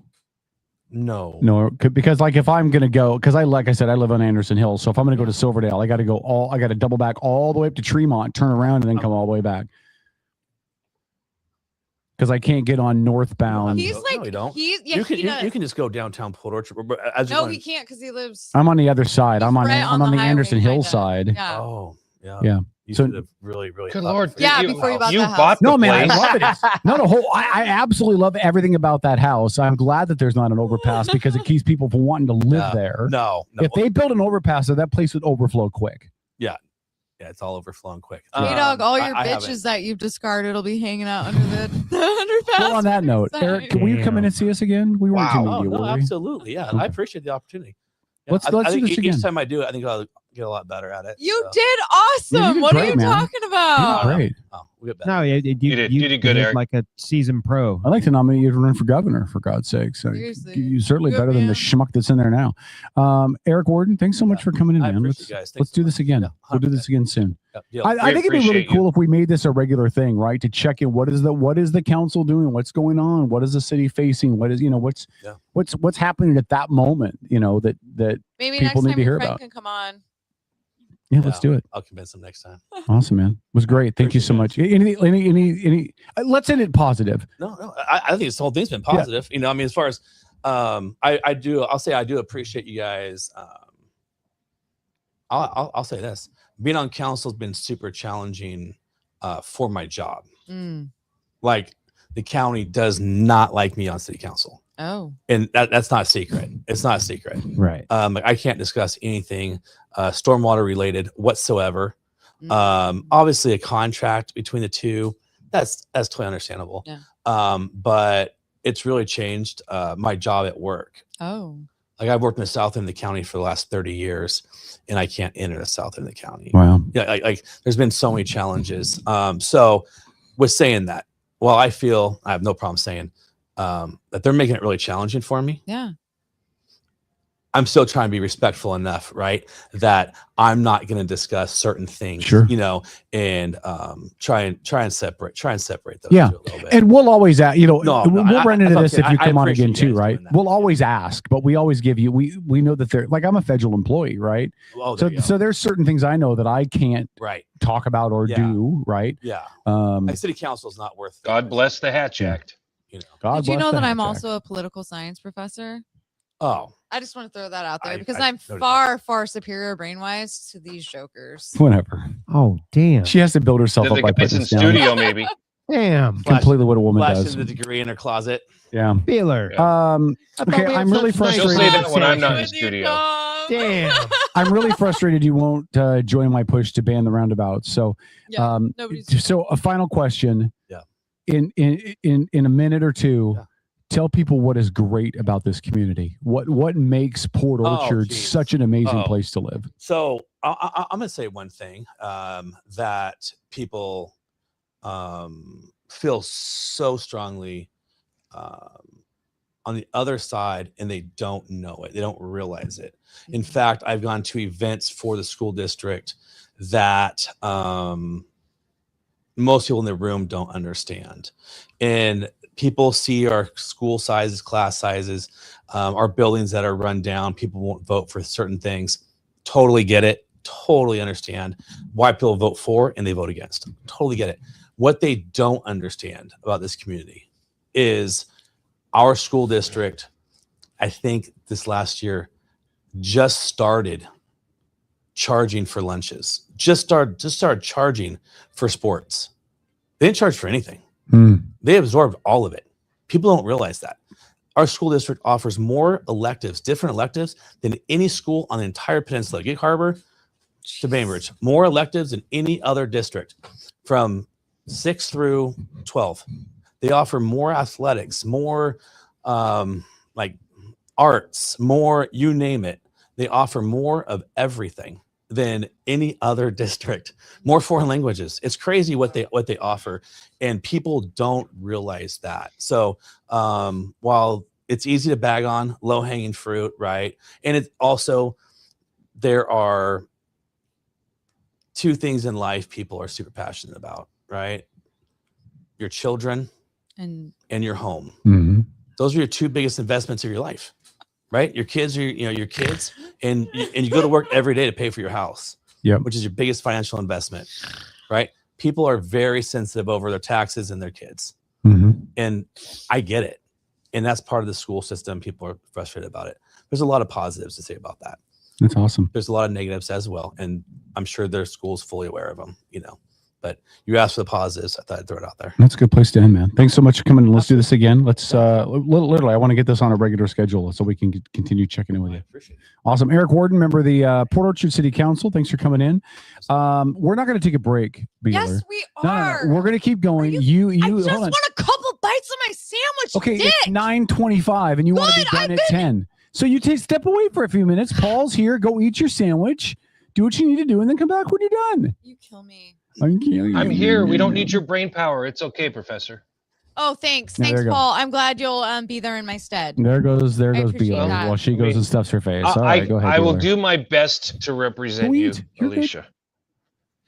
Hey, Paul, you always do me proud, man. You know what? This dick I over try. here that I need you in studio for. Beeler's really mad at me today. I don't really understand what I did to her, but okay. Hello, Polly-Wog. What's going on, my friend? Oh man, a lot's going on, dude. Where have you been? I I mean, hope Eric comes back and sees us again. Eric was a really good interview. Hey, he was a Eric, very you good go to the interview. gym a Listen- lot?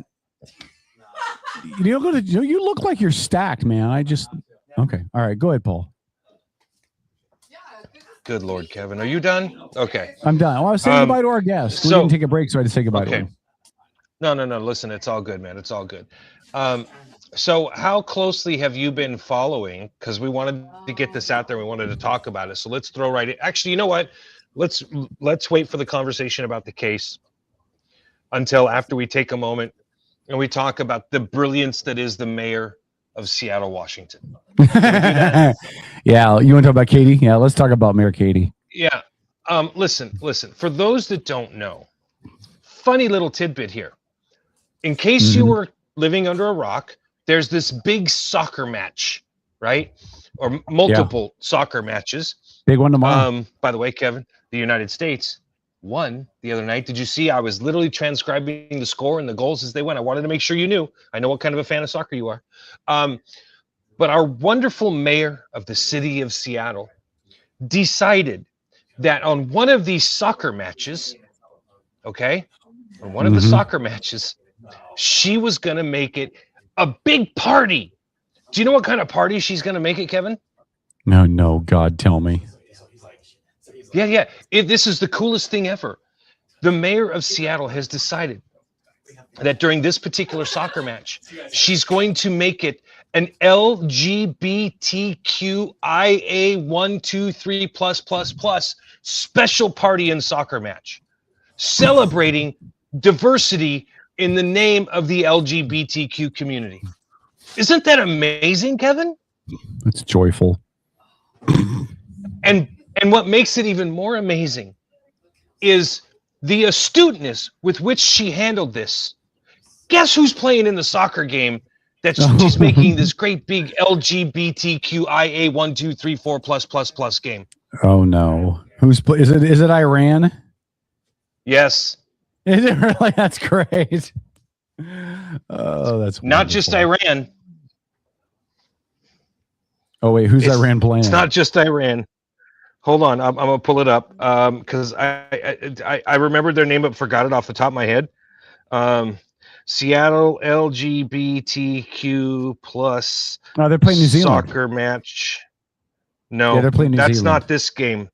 That's not for the LGBTQ match. Oh, I don't know. The one that's tomorrow at 6:00 is New Zealand. Yeah, no, it's fucking Egypt and Iran.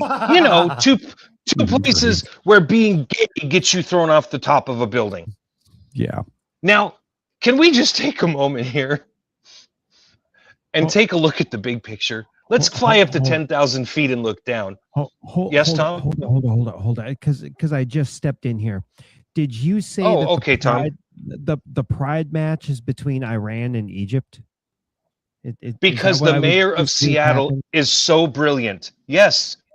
That's so at Lumen Field in Seattle on June 26th, the game is between Egypt and Iran. Seattle organizers and the mayor is doing an LGBTQ plus pride match where they're going to be flying the LGBTQ flags and everything else all over the place, painted all over the place, stickers all over the place.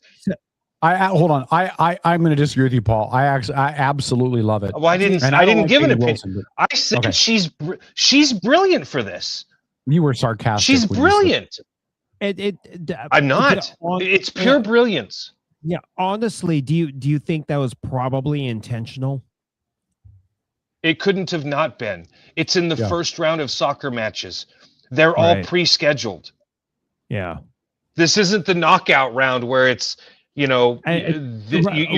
start putting together teams. Right. I mean, no, but I mean, my question is, do you think they intentionally chose to governments that are very great question, anti, Tom. or are they? No, just she's not smart enough. Right. They're that uninformed. Yeah. She just thought it would be a cool thing to hold this match and didn't bother to look at who was playing on that fucking day. Well, I got an idea. Let's have an LGBTQ match featuring a game with two teams where it's fucking illegal to be gay. Well, hold on. That's why I think they're doing this. I think this is intentionally as a form of protest, like thumb it in the, thumb their nose. Like at all them. those that's Iranian and Egyptian fans are going to be down there flocking to go see their teams, having to walk down to the field to watch it play, and there's going to be pride flags over the place. I don't like her at all. Don't misconstrue this. I think she is literally the worst mayor in America. But I think this is where American exceptionalism and the art of protest come into play, and I think this is sheer brilliance. Now, listen, you're not wrong, Kevin. Sorry, go ahead, Tom. Oh, I was. Do you think the people who live in Iran or the people who live in Egypt actually know what a pride flag means? I think they're going to freak out just seeing the LGBTQ community show up for the game. It'll be the people, not the flags. Listen, I mean, let's think about this for a second, right? Now, first of all, let's take a step back. And does anybody have any idea how long they've been planning this LGBTQ? Because it's for Pride Month, okay? For the month of June. Anybody have any clue how long they've been planning this for? A couple days. It's the mayor's office, man. I can't imagine it's more than a couple days. Right. Tom, what do you think? How long do you think they've been planning I was going to guess, I don't know, 24 months or something. 24 months? Yeah, Katie Wilson hasn't been in office that long. Well, it doesn't mean they haven't been planning the World Cup for at least that long. Well, they have been planning it since December. So this isn't, and again, they've been planning it, and the final sets of games and stuff weren't, well, they were set, actually, because here I just pulled up an article from December 7th, and the title, World Cup Pride Match in Seattle will feature Egypt and Iran say what? That's literally the title of the article. And so what it says is plans to celebrate LGBTQ Pride Month at a FIFA World Cup match are set to continue, even though the two countries selected for the fixture both have draconian anti-gay laws. Listen, if I'm if I'm a fan of either of those teams, am I happy about that? Am I going to go to that game? I don't think so. You're going to go to the game. They're going to go to the game, but they're going to hate it the entire time. I just go ahead. What do you think? Hold on. Let me ask you a serious question. What do you think the likelihood is that there's some form of action, terrorism, something at that event? Okay, Kevin. With all the gay pride flags, but I'm, you know what I mean? It would make sense to me, right? Yeah. Like the whole infantada crap. Yeah. You're going to make our athletes play down there among that environment in one of the most liberal cities in the United States. Did you say the infantada? Hold on, Kevin. Yeah, I don't know what that means. I just know it's a word that they use. That's just a word they use. I don't know what it means. Intifada. It's intifada. Oh, thank you, intifada. But that's okay. What's infantada? Yeah, you said infantada. What is infantada? Hakuna Matata. But no, I just it would fit their playbook, wouldn't it? I mean, the extremists in the Islamic population would fit there. I mean, do you think I understand? I understand wanting to send a message if you're a member of the LGBTQ community. I do. I do actually understand that, and I support that, right? Because these two nations playing in that World Cup game are both anti-LGBTQ. Yeah. But on the same note, I'm going to say this: if you're the Democrat and you're the inclusivity folks, and you're the folks who members of your own party are from the river to the sea, you know, on signs all over the place, and you're supporting Maduro out of Venezuela, and you hate Trump, like, who the fuck do you go there and root for? Like what the you talk That's about total mindfuck. I hope these people are doing mushrooms, because they're going to be so goddamn confused. It ain't even funny. Like, they're not going to know, oh, that's the bathroom. What bathroom do I use? Fuck! I mean, just... Do you think the average Iranian citizen is going to be able to come here for a World Cup, though? I mean, there are about 3 million Iranians living in the United States, and the game is sold out. And there are probably nearly as many, if not as many, Egyptians. And do you not honestly believe that there's not going to be 1,000 pride flags in the stands in the middle of this game? Like, I promise you, there will be. I can't. If you're in Iran and you're watching this game in Iran, because soccer is a national sport in Iran, like every other third world, bottom of the barrel basket country in the world, they're going to be watching that game broadcast with gay pride flags in the stands. This is sheer brilliance. I absolutely love this. I think this is great. Look, I'm not saying that it's wrong. This is totally a Trump move, right? This would be like Trump trolling people who hate him and disagree with him. Like, this is a total Trump troll move done by Katie Wilson and FIFA. I think that it would, for the sake of international relations, she would have better served her city and her community to pick two different teams, because the air of WTF that is going to be surrounding that game, and like you said, Kevin, what are the odds that somebody's going to do something violent? Remember, we just had a Muslim immigrant behead a guy on camera on the streets of Belfast, which has now erupted into burning of buildings because the people of oh my God, why does that escape me? Ireland are pissed off about it. By the way, huge protests erupted in Germany yesterday over the same exact issue. Listen, I get your point, and I'm not saying you're wrong about what a brilliant move, right? But it's also an incredibly idiotic move. You're going to have two soccer teams playing in a FIFA World Cup match in your city where you're promoting something that to them is completely illegal and punishable by death. Like, it's a complete major mind fuck for those players on the field and the fans in the stadium that are there to root their teams on, right? So I think the idea of this is fine. Horrible execution on picking two teams where to be LGBTQ is illegal and punishable by death. Does that make sense? I'd be totally worried about one of those driving a car into crowds of people things happening. I think absolutely. I'm not saying I'm not going to bet money that will happen. Don't get me wrong, and I pray that it doesn't. But you know what, Kevin, you're not wrong. I'm never. I mean, wrong, if ever there's gonna if there's ever gonna be any kind of thing that happens at one of these FIFA World Cup games, it'll be that one. That'd be my guess. Hey, did you hear the other thing that Katie Wilson did? So she came. Well, no. She actually made a good decision. She came out a couple of weeks ago and she said, "I'm not turning on any of the surveillance cameras downtown unless we have credible reasons to believe that I need to." And then everybody went up in arms about it and said, "Well, wait a minute. We're going to have hundreds of thousands of people downtown. There's always the risk for terrorism at any kind of a major event like this."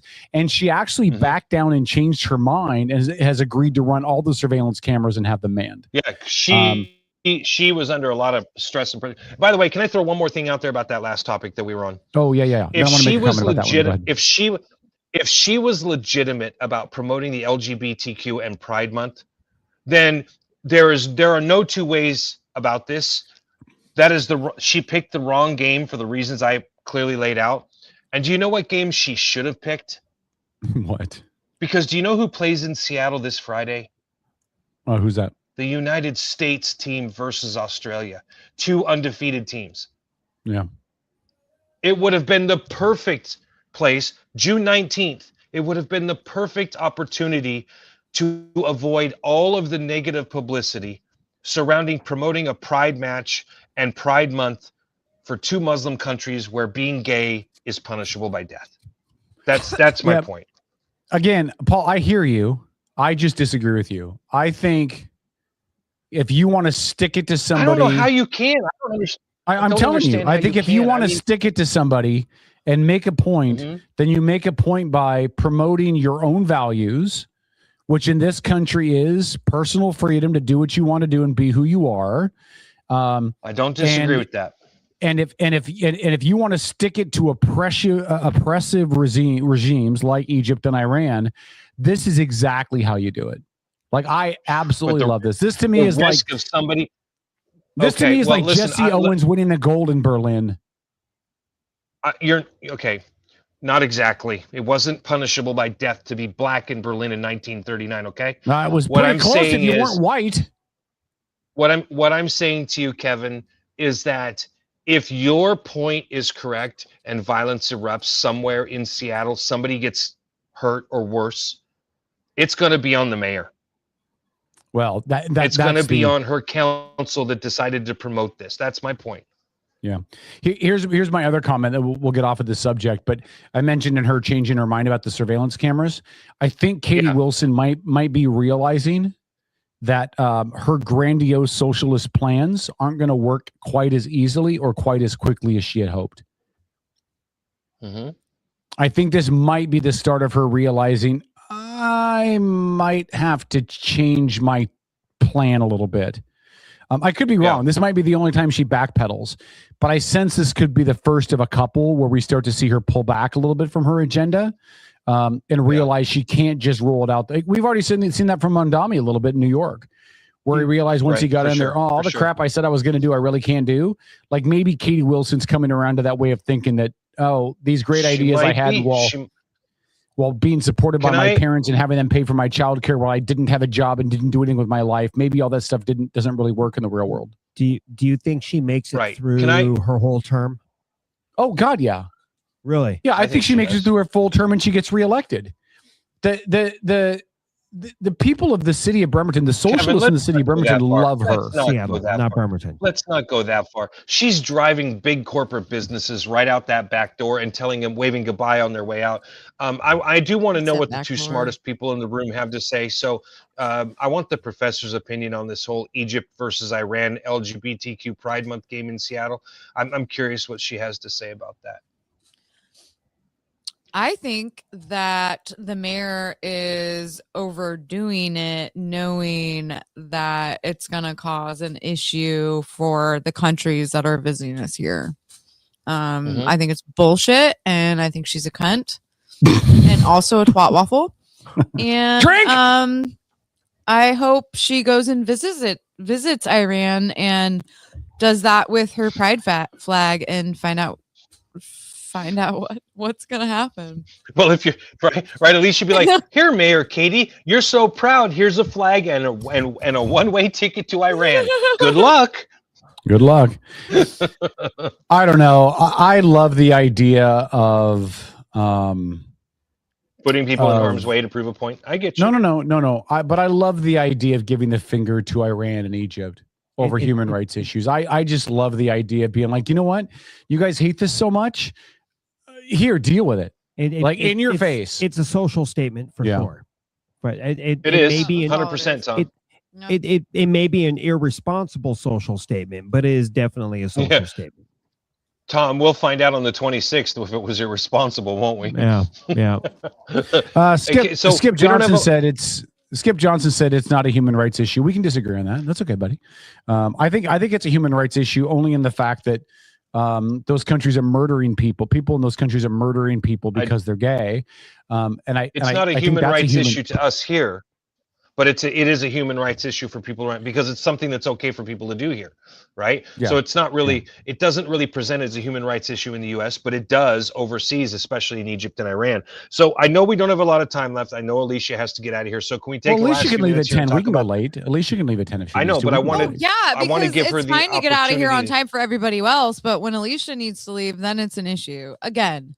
What I didn't say it was an issue. I just said Paul had to join us late. He's got a lot to opine about. Yeah. Go ahead, Paul. I wanted us to have an opportunity. Sit your ass in that chair and talk about the Carmelo Anthony case. Okay.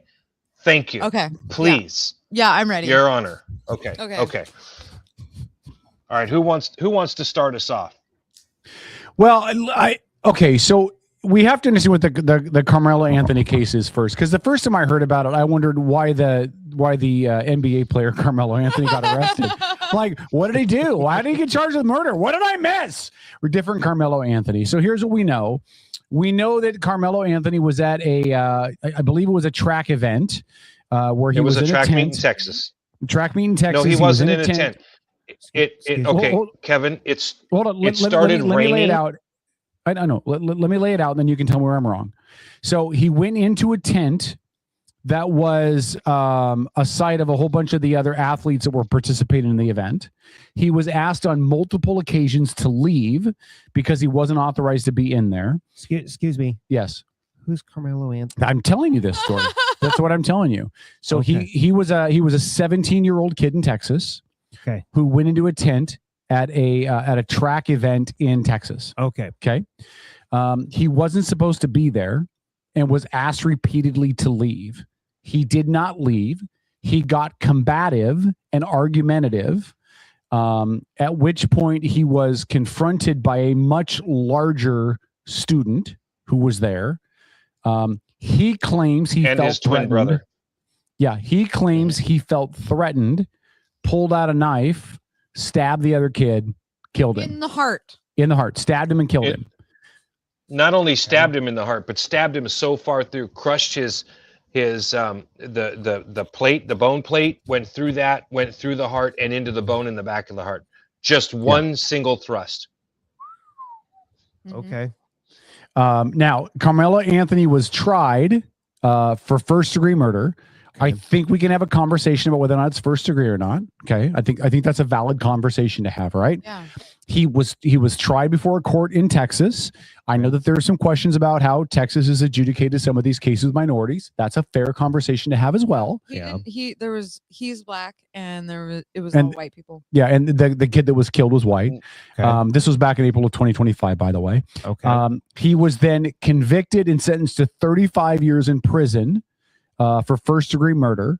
After he serves half of his sentence, he'd be eligible for parole. His defense team said that he was acting in self-defense, that Metcalf, the kid who got murdered, was bullying him. The prosecution said that Anthony intentionally killed Metcalf and had threatened him prior to the incident. Now, what has come out of this, so the events itself are bad enough, right? You have basically teen-on-teen violence. One kid's never coming home again. The other kid is going to spend at least the next 17 and a half years in prison. He's going to leave his family. His life is ruined, is changed. So that all in itself is a tragedy. But this whole thing is now being adjudicated in public opinion under the race issue. He was convicted because he was black. He was sentenced unfairly because he's black. This is racism. They brought in the NAACP. They brought in the Black Panthers that have all rallied behind this kid that was convicted, screaming about how this is racism in Texas again, how he's unfairly persecuted. This wouldn't have happened this way if it were a white kid. And they basically made this rather than a case about one kid killing another kid, they've made this about this is a black kid being persecuted in Texas. So those are the facts. I'm not giving any opinion. Don't anybody come at me in the chat. Right. These are the facts as we've seen them. Now we can discuss the opinion end of it. Unless, Paul, do you want to correct anything I've said? Yeah. I do need to correct a few ahead. things there that you said. And not that you were saying anything wrong by choice, because what you were stating are commonly held misconceptions within the general public. If you don't follow this stuff, and frankly, if you don't have a legal background, it is kind of hard to follow. So first of all, the first case, in fact, Carmelo Anthony's parents are out making the case on everybody that will interview them that it was an all-white jury. That is patently false. Okay. There were 3 African Americans that were voir dired for the jury. Okay. And the voir dire process consists of defense attorneys and prosecution asking questions of potential jurors in order to strike that juror from the jury pool, right? So they go through, they ask the questions, and then they can say, yeah, strike that juror. And they get a certain amount of strikes based on the judge's instructions, right? So the judge might say, defense attorney, you can strike 3, prosecution, you can strike 3, okay? And then they got alternate jurors, etc. There were a couple of Asian individuals that were in the jury, and there was a person of Middle Eastern descent on the jury. The jury, however, was mostly white. Now, the 3 African American individuals that were voir dired on the jury, all 3 of them gave some degree of example of what I am paraphrasing for you. Are you ready for this? And this is actually an incredibly important part. All 3 of them stated in some form or fashion something to the extent of, I can't send a black man to prison for killing a white boy. Okay. Guess what? Goodbye. Yeah. They were pulled off. Goodbye. The prosecutors. Goodbye. Yeah. You're gone. So the and listen, there's what's called a Batson charge, okay, which was made by the defense. A Batson plea is where you're telling the judge that there was racially motivated people there were people eliminated from the jury of a particular racial makeup simply to help convict the individual. Okay. However, they didn't make that case when they needed to make that case. And then when they finally made the case, the judge rejected it. Okay. And it was because it was really clear why all 3 of the African Americans were kicked out of the jury. But if you want to make any case whatsoever about a potential not a retrial, because you can't have a retrial. The trial's done. It's over. He's convicted. Okay. You can make the argument, well, there were no black people on that jury. Okay. And that's where you have to have a discussion about what does it mean, a jury of your peers? What does that mean? Because it's going to mean different things to different people, because that's not spelled out anywhere. There are no racial divisions in the legal concept of a jury of your peers. Okay. It doesn't mean 70% of the jury has to be white and 17% has to be black. That is not what it means. Okay. However, the Batson charge allows for a defense to say these people of the same racial makeup of my client were booted from the case, therefore he didn't get a fair trial. So is there a case to be made about that? Yes, there's a case to be made about that. But there really isn't. And here's why. In Texas, if you appeal a case, and this is super important, if you appeal a case, you're opening up not your conviction, you're opening up your sentence to reevaluation. Yep. So if Carmelo Anthony says, I want a new trial, he's only looking at getting more or less time, not expunging his conviction. He's not Tara Simmons. Make sense? And so, he could go from 35 years to, life. To life. That's right. Yeah. Yeah. And it's an important distinction for people to know. I think the most important part to this then is, I mean, if they feel that the sentence is unjust, what should he get for murder? So what a lot of people are thinking is that because it was a mostly white jury, or in a lot, Carmelo Anthony's own parents are out there telling everybody it was an all-white jury, which is patently false. But they're doing that to drum up racial animus.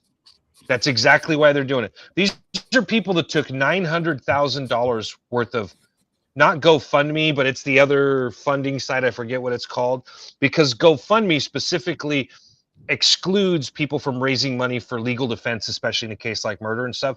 But the other one, maybe somebody knows what it's called. There's another site like GoFundMe, and they raised upwards of $900,000, which paid for his attorneys. But guess what Carmelo Anthony's parents did with that money? Anybody? Beeler? Bought a new car.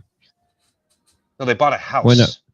I would say house, vacation. They bought a new house and, quote, relocated.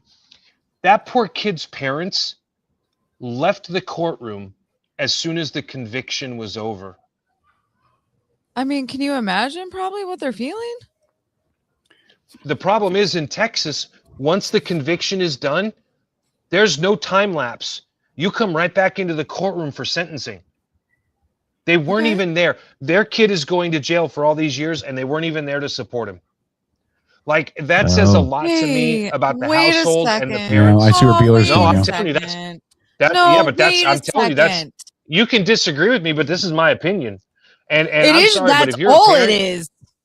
Yeah, well, it's more important than yours, Beeler, because I'm a man. You have no idea what was going through their heads. No. Do not try to I can tell you what wasn't going through their heads. No, that's okay. You know what that wasn't going through their head? Hey, I'm going to support my son who just got convicted of murder. Maybe they're disappointed in their son for murdering someone. Did you ever think about that, Paul? No. Huh? No, because I watched their didn't think. No, you never you think. Can't. Yeah. Okay. Again, your mouth is doing this. You should be listening. The point here, Beeler, is that what happened, they left before sentencing occurred and then started going on the Breakfast Club and did other interviews where they were talking about the racial mischaracterization of justice, about how an all-white jury convicted their son of murder. Jasmine Crockett, the freaking congresswoman from Texas, talked about how it wasn't even a real knife because Paul, it didn't exceed the legal limit. I guarantee I guarantee that the NAACP were in there and they were saying, look, as soon as this is over, you got to be hitting the circuit. Yeah. Black Panthers were in there too. Yeah. Yeah. There were, but you know what? Hold on, Kevin. There was only 3 of them. But I'm just saying that they've got there was organized representation, but there was, and there wasn't that many people there protesting on behalf of this young man. I mean, there was maybe 50, 60 people outside of the courthouse. There wasn't that many. So the folks that are out there trying to make it seem like there was this huge racial uproar, they're full of shit. There weren't that many people out there supporting Anthony. There just really weren't. Here's my only concern, right? Here's my concern. Mm-hmm. In the research I've done with this case, it seems pretty cut and dry, right? Mm-hmm. They had plenty of witnesses that saw the situation go down. There's no question, based on witness testimony from all the people that saw it, that Anthony was the one that did it. He acknowledged that to the cops, by the way, when he was arrested. He did. He said, "I did it." I think the cops said, we think this is the guy. We think he did, or we accuse him of doing it, or whatever. And his response was, "I did it." So there's no question. But now, you can argue whether or not the self-defense thing stands. I think the first-degree murder charge might be a little questionable, although this is Texas and they're a lot harder, right? But all first-degree murder, I looked it up. Hold on. All you have to do is have a moment of thought. Right. So and here's what all it says they needed.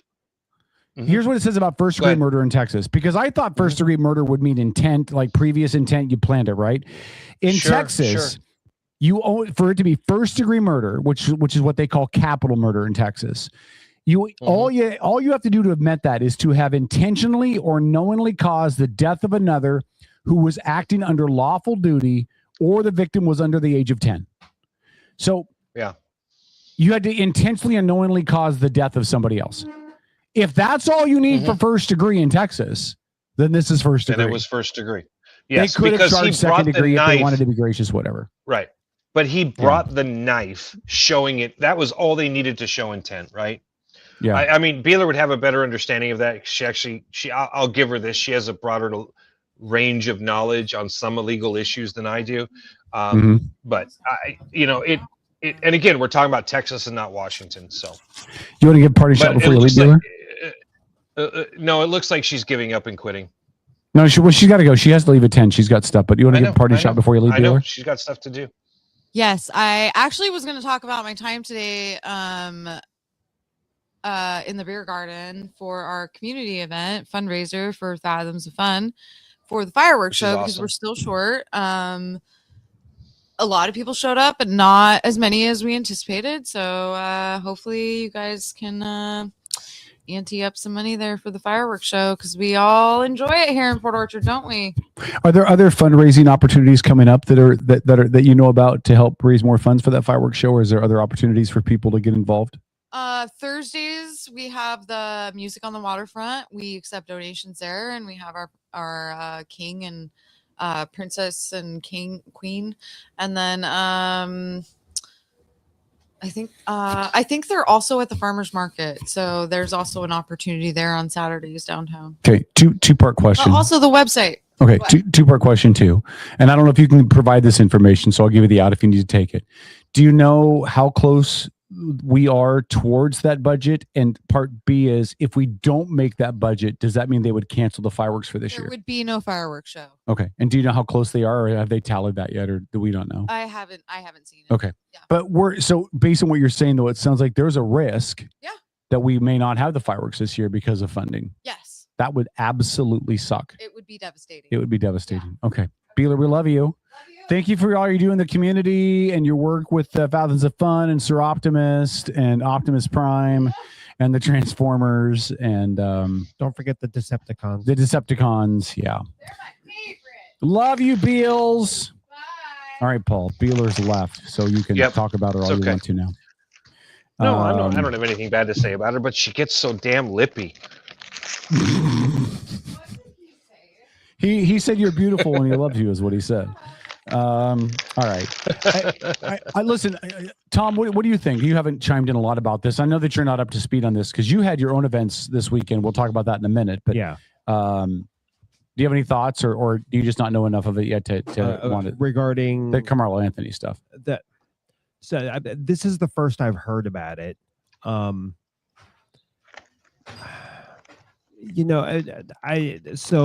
I mean, you guys have given me like the only thing I've heard about it. Okay. Right? So we've got a 17-year-old kid that is, for all intents and purposes, like trespassing. Yeah. Right. I mean, he is somewhere he's not supposed to be. He's been asked to, and so the confrontation that was going to happen from not following the directions of whatever this event was, that confrontation falls squarely on his shoulders just for his behavior. Mm-hmm. It was a high school track meet.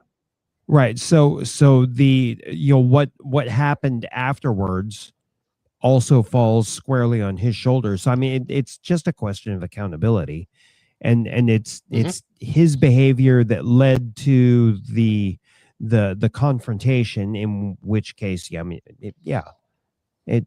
as the confrontation went, Tom, effectively what happened is it started raining, so he went into this team's tent, another team's tent, to get out of the rain, and they asked him to leave to go back to his own team's tent. Apparently his own team didn't have a tent, and words were exchanged because he didn't want to leave underneath the tent and go out in the rain. And then to the young man that was killed, he basically said to whatever was occurring there, it was touch me and see what happens. Okay. And then there are conflicting reports as to what happened there, but it seemed that there's a 50-50 chance that the young man that was ultimately slain pushed him.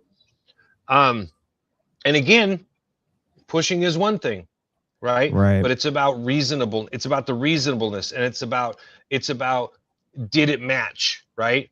Okay, he pushed you, you could push him, maybe even throw a punch or whatever. But a push does not equate to stabbing a kid in the heart. To lethal force. Yeah. I mean, again, the chain of accountability. I mean, if you just follow it back, this kid was, trespassing is not the right word, but I mean, he was essentially trespassing in the space he wasn't supposed to be, and so the altercation that came about because of his behavior is on him. So I would say he would be responsible for the the aftermath as well. Yeah, it's a fairly clear cut case. Ultimately, I thought so. Yeah, it seems very straightforward. The hubbub over the whole thing was the racial makeup of the jury, and this is a case that it is an argument only being raised by certain pundits on the left of color and this young man's parents. And they had one lady that made the comment. She was in the crowd after the conviction was announced, and she said, "What am I supposed to tell my kids now? You can't fight back." And it's like, you're listening to this stuff from these parents, and you're just like, you're horrible, shitty fucking parents. Well, you're fight terrible back parents. Can't fight back against I'm not going to go that what? far. I will, because I heard her say it. Those are terrible, shitty fucking parents. You can't tell your kid, hey, if somebody pushes you, it's okay to stab them with a fucking buck knife, because it isn't. No, it isn't. It's not okay anywhere. Go ahead, Tom. I think, again, I guess I just don't have enough background here, but I mean, it seems like a rather logical progression to say your behavior led to this loss of life. And right. I don't. And you're talking see about how... parents. Yeah, you're talking about parents, Tom, that again, as soon as their son was convicted, they left. They didn't stay for the sentencing. They didn't support their son. They took the $900,000 that was raised. They pay off his legal bills and then bought a house, relocated their family, and then went on the Breakfast Club and every other interviewing place that would have them, and all played the race card every single time. But I don't understand how race plays anything in this. I mean, if you were to just tell the story from start to finish with no details about the individuals, it would be pretty straightforward, pretty cut and dry. That the 100%. That now let's. I want to hear the chain of events. Let's let Kevin explain. Because I know he has a different opinion on it. A different opinion on what? I think I was making the comment that they were horrible parents, and you were like, "Well, no, I disagree. I just want to give you the chance." I'm not willing to say that they're horrible parents because I can't imagine being in that spot. I can't imagine the mental gymnastics that you're going through, knowing what your son did, that your son took another life, and trying to just wrestle with the culpability that you feel as a parent, with the choices that your child. I'm not going to say they're bad parents. I don't know how people react in those situations. I think they're making questionable decisions for sure, but to go as far as to they're bad parents, the position they find themselves in because of their son's poor actions, I think is driving what they're doing. So I'm not going to say they're bad parents. They've been parents for 17 years before this happened. They might be great. Look, I got a daughter on the street who's hooked on fentanyl, shacking up with dudes half her age, living in a tent in the woods somewhere. Am I a fucked up parent, Paul? Or is she a child that has her own issues and her own baggage, and she's dealing with the ramifications of those? No, because that's where she's at. You know not I mean? Apples and apples, brother. No, but I'm just saying, sometimes your kids go away from who you are and what you've taught them, and that is out of your control as a parent. So I'm not going to label them as bad parents. I'm just going to say where they're at right now is a messed up scenario for any parent to be in. It absolutely is. But here's the thing, Kevin.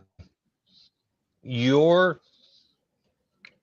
not the kind of parent, okay, who is going to go out if your kid does something like this and do what they did. They profited from it. They bought a new house with the money.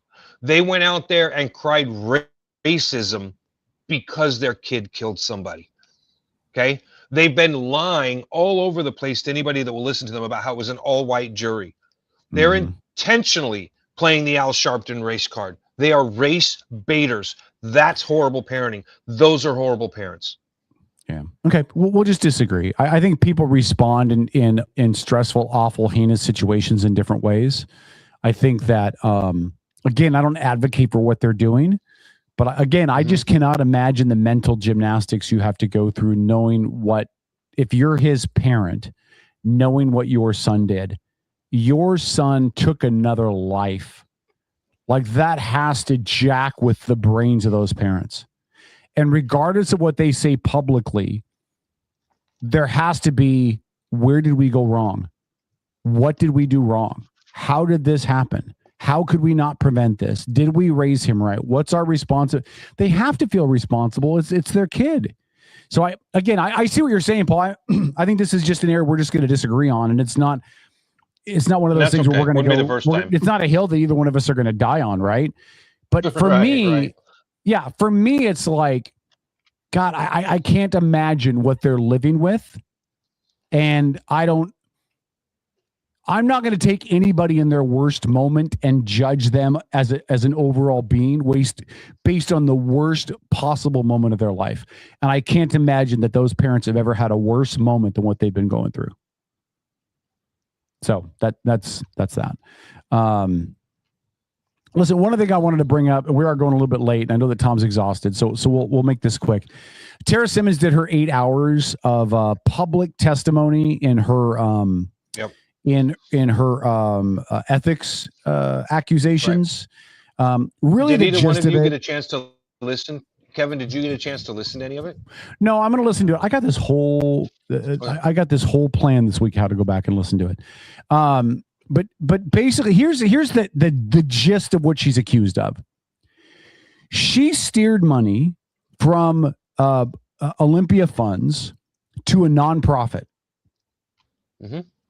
That nonprofit then turned around and hired her boyfriend. Right? Her boyfriend? Yeah, her boyfriend. And so there's a lot of ethics going around about, well, how does that happen? How was that allowed? That certainly seems like an ethical issue. Even if it didn't happen that way, it certainly looks bad. And she spent 8 hours, and at different points, she talked about how she's a victim. And she blamed her past at some point, that she's been traumatized by her past. Bitch, you committed your past.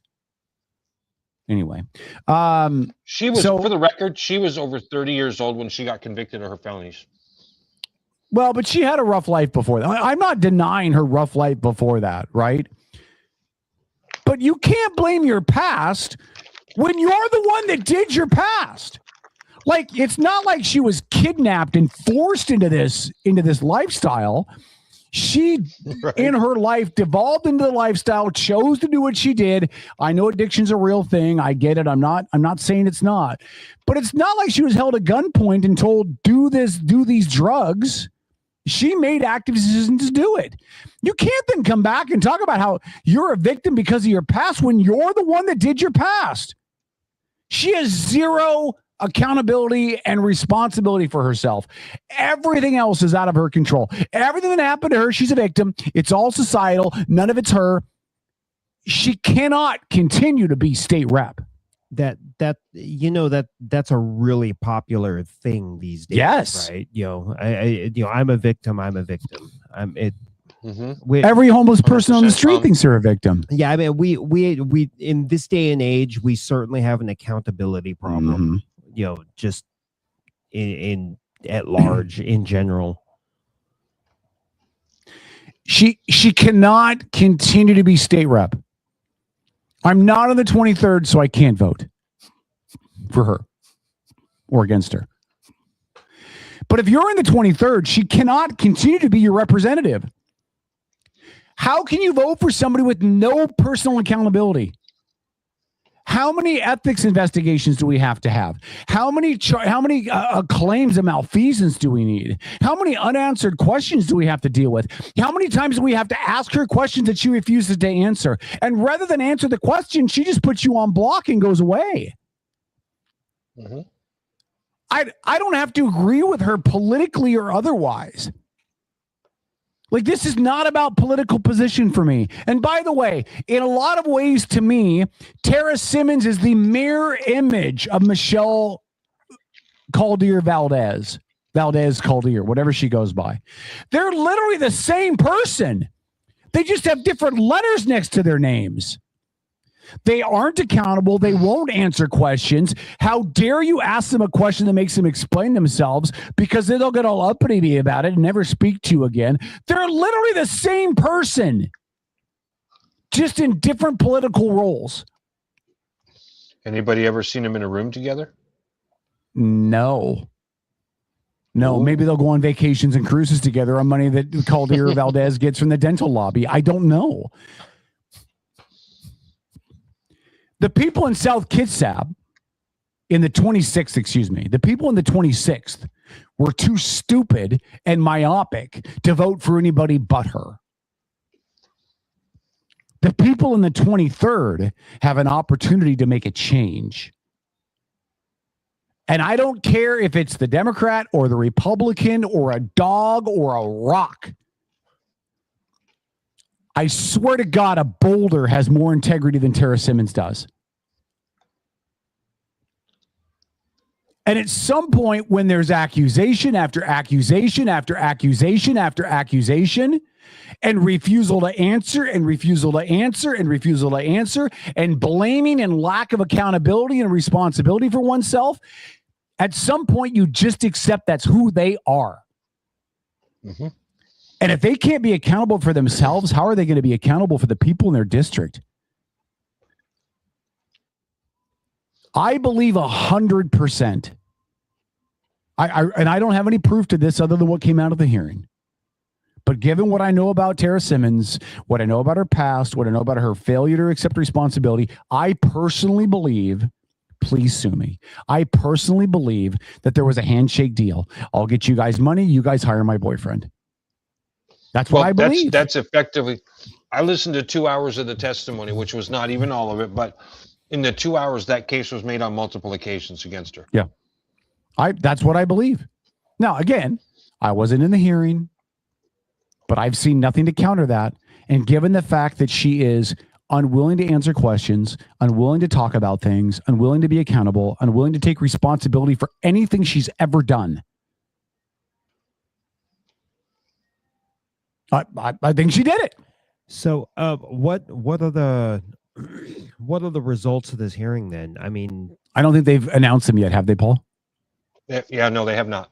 Yeah, because it was just last rumors week are that she that had it rumors, on Friday. rumors are she's going to get like a $3,000 fine or something like that and get a slap on the wrist. No. Well, they can't do much to her. I mean, they can't force her out of office. They could ask for a censure or something like that. But listen, it's run by Democrats. Right. And the Democrats are not going to neuter their own. Right. Well, that's why I'm curious about, what the outcome of the trial or the hearing was. They haven't come out with it yet. Oh, okay. It was just on Friday. Okay. But listen, if they, Paul, tell me if you disagree. If they come out and say, you messed up, here's a $3,000 fine. I think it's more important to ignore the amount of the fine because the Democrats are going to take it easy on each other because that's what they do. And it's more important to look at the fact that they admitted that she did something wrong, that she was at fault, regardless of the punishment they put down on her, because we know the punishment's going to be lax. If they hit her with a fine, that means she did it. Correct. If you, That's Kevin, if you look at thing. look at the article that came out in the Sun, where it quotes Tara Simmons as saying, I followed every rule, every ethics rule exactly as I was supposed to. And I posted on that because the Sun ran that with that article and that headline. And I said, well, clearly she didn't, or we wouldn't be here, right? I mean, it's kind of like, two people get into a car accident, somebody stopped at the stoplight, somebody driving a truck behind her sneezes, hits the tailgate, and then it's like, well, I sneezed. I didn't do it. I was uncontrollable. I didn't really do that. It was something else. It was Mother Nature. Well, we wouldn't be here if you hadn't done it. You know, that's what we're looking at here in this case. And watching the Kitsap Sun run cover for her and hundreds of people online. And again, these are the same people who scream at the top of their lungs that Trump is a 30-time convicted felon and a rapist and a pedophile, right? And they scream all of this stuff, right? And then they take a look at the things that she's done and they tell her, great job, thank you for representing us. Yeah. Yeah, listen, I don't disagree with you at all. I think that Tom will say this, it's representative of the politics today, right? Neither party is innocent. They both do it. It's the red and the blues and all of that. But it is really indicative on a statewide level of the amount of malfeasance the Democrats can have and still be supported by their own. And I'm sure the Republicans have this in other states, Texas, Florida, wherever, right? Arkansas, whatever. I'm not saying this is limited to one party. Without a doubt. But in this state, it's the amount of dipshittery that a Democrat candidate can pull and still be supported hand over fist by their own party. Bless you, Tom. When we talked with Lance Byrd earlier, Lance said he thinks Tara's gonna lose to the Democrat, to Daria Ilgen. Yeah, I think that was the name of it. Yeah. He thinks that Tara's probably gonna lose. I'm not optimistic about that. I think they're gonna prop up their own. Because I think Daria has a better chance of losing to a Republican than Tara would. Because Tara's got name recognition. Tara's been there a little bit. Tara's got friends in high places. That and capital that Daria, whatever, Ilgen doesn't have. So I think they prop her up and they support her. And they hope that in 2 years from now, this whole thing is blown over and people have forgotten because Tara stays out of the news. I just have no faith that Tara can stay out of the news. Because this isn't the first accusation against her. There were questions about her nonprofit. There were questions about her vacation. Yep. People have whispered quietly about other issues that I'm not going to say so I don't get sued. But there's a lot of background talk in both parties about concerns about her integrity and her ethics. Mm-hmm. This is the latest of a whole bunch. She can't stay out of the news. It's like me in healthy relationships. Like, plan me in one and I'll nuclearize it in about 15 minutes. Hold on, time out. Which reminds me, earlier in the show, Kevin, in the show tonight, you said you were engaged. No, I did not. Mm-hmm. Did I say that, Tom? Oh, yes, you did. No. There was conversation of a hypothetical engagement, but that wasn't tonight. That was last week, I think. Maybe the week before. I heard it tonight. Did you? Tom. Oh, I missed that. I don't know what you're talking about. You have to put it in context. You're not the one that said you were engaged. You're already married. Kevin, on the other hand, I don't think I said that. You need to tell the rest of us. I don't think I said no, I'm not engaged, and I don't think I said that. I think you're you're taking something out of context. No, I'm not being argumentative. I think you're taking something out of context, or you heard it wrong, or your internet was jacking up, or your AOL dial-up was glitching, or whatever. Man, I don't know. All right, we should wrap this up. I know that Tom has had a really long day. Before parting shots, though, yes, I want Tom to share a little about what he did this weekend. I don't want this to be his parting shot. Tom, can you share with us? Sure. Let's see. Friday evening, I left for Spokane. Spokane had their 5th annual Bourbon, Bacon, and Brews event. It's a thing for the Shriners of Spokane put it on, and it's something that actually reminds me a lot of Doc Loves the Kids Day. So it's the nonprofit that benefited from the event is called Kids Closet, and they're a local nonprofit that makes sure kids in the Spokane area get jackets and clothes, and they're ready for school, and it really reminded me of one of Doc Blackwell's events. So that was really cool. That's outstanding. I met some really cool new distilleries. I actually met a guy who he and his wife and daughter and son-in-law started their distillery about 8 months ago, and he actually won best bourbon at the event. It was kind of a crowd choice thing. And yeah, he and I exchanged business cards, and we're talking about doing some collaboration and maybe like a blended whiskey project together. And it was a really, really cool trip.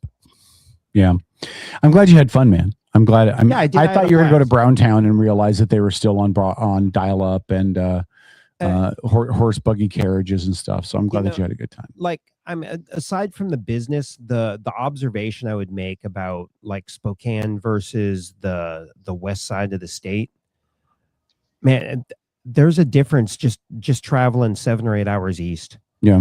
I mean, talk about the difference in gas prices you mentioned to me earlier. Exactly. That's where I was going, right? I mean, we've picked on me about my little EV that I drive around.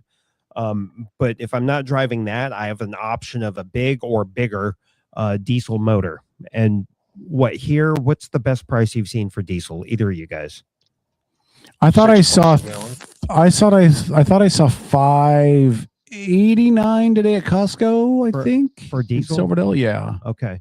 Because if you're just rolling around town, $6.99 a gallon is pretty standard. That's like your Arcos or Shell or whatever. I mean, I'm sure the discount stations are down in a more reasonable. I can't believe I'm using that word reasonable. A more reasonable 6-ish for diesel. I mean, I saw on the side of the highway, beyond Ellensburg, I don't remember what town we were, $5.64 a gallon for diesel. And that's like right off I-90. Yeah. That's not going to be the cheapest. And that's here in our state with all of our obnoxious taxes and the CCA and all the rest of that. So I'm what's going on here at home? It does make me ask those questions. I mean, otherwise it was just Eastern Washington, which, I haven't been back to Eastern Washington in a long while. I went to college over there, and it was great to get back over to the brown side of the state. All right, really quick, a couple comments in chat, and we'll wrap this thing up. So Lori, our own Lori, who's not home tonight, she's at home tonight. She's not here, but she said Tara made choices in his story refusing to own it, therefore reeks of not being sober. I'm hesitant to say that.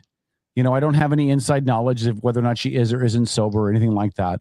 But her behavior, to me, this is my personal opinion. My opinion is it screams of an addict. Not that she's on anything, but it screams like addict behavior. No responsibility, no self-reflection, no I messed up, no owning anything. Everything is somebody else's fault. That to me is a traditional addict behavior. And I've got a few addicts in my life. I see it all the time. Grew up with it. So, but that's my opinion. I'm not saying she's on anything or has done anything because I don't know. But her behavior to me seems of that I've seen from people that have addict tendencies, right? Robert said Caldeer didn't break laws as Tara has. Bullshit, Robert. Yes, she did. She assaulted somebody and didn't get held accountable for it. She assaulted somebody and didn't get held accountable for it.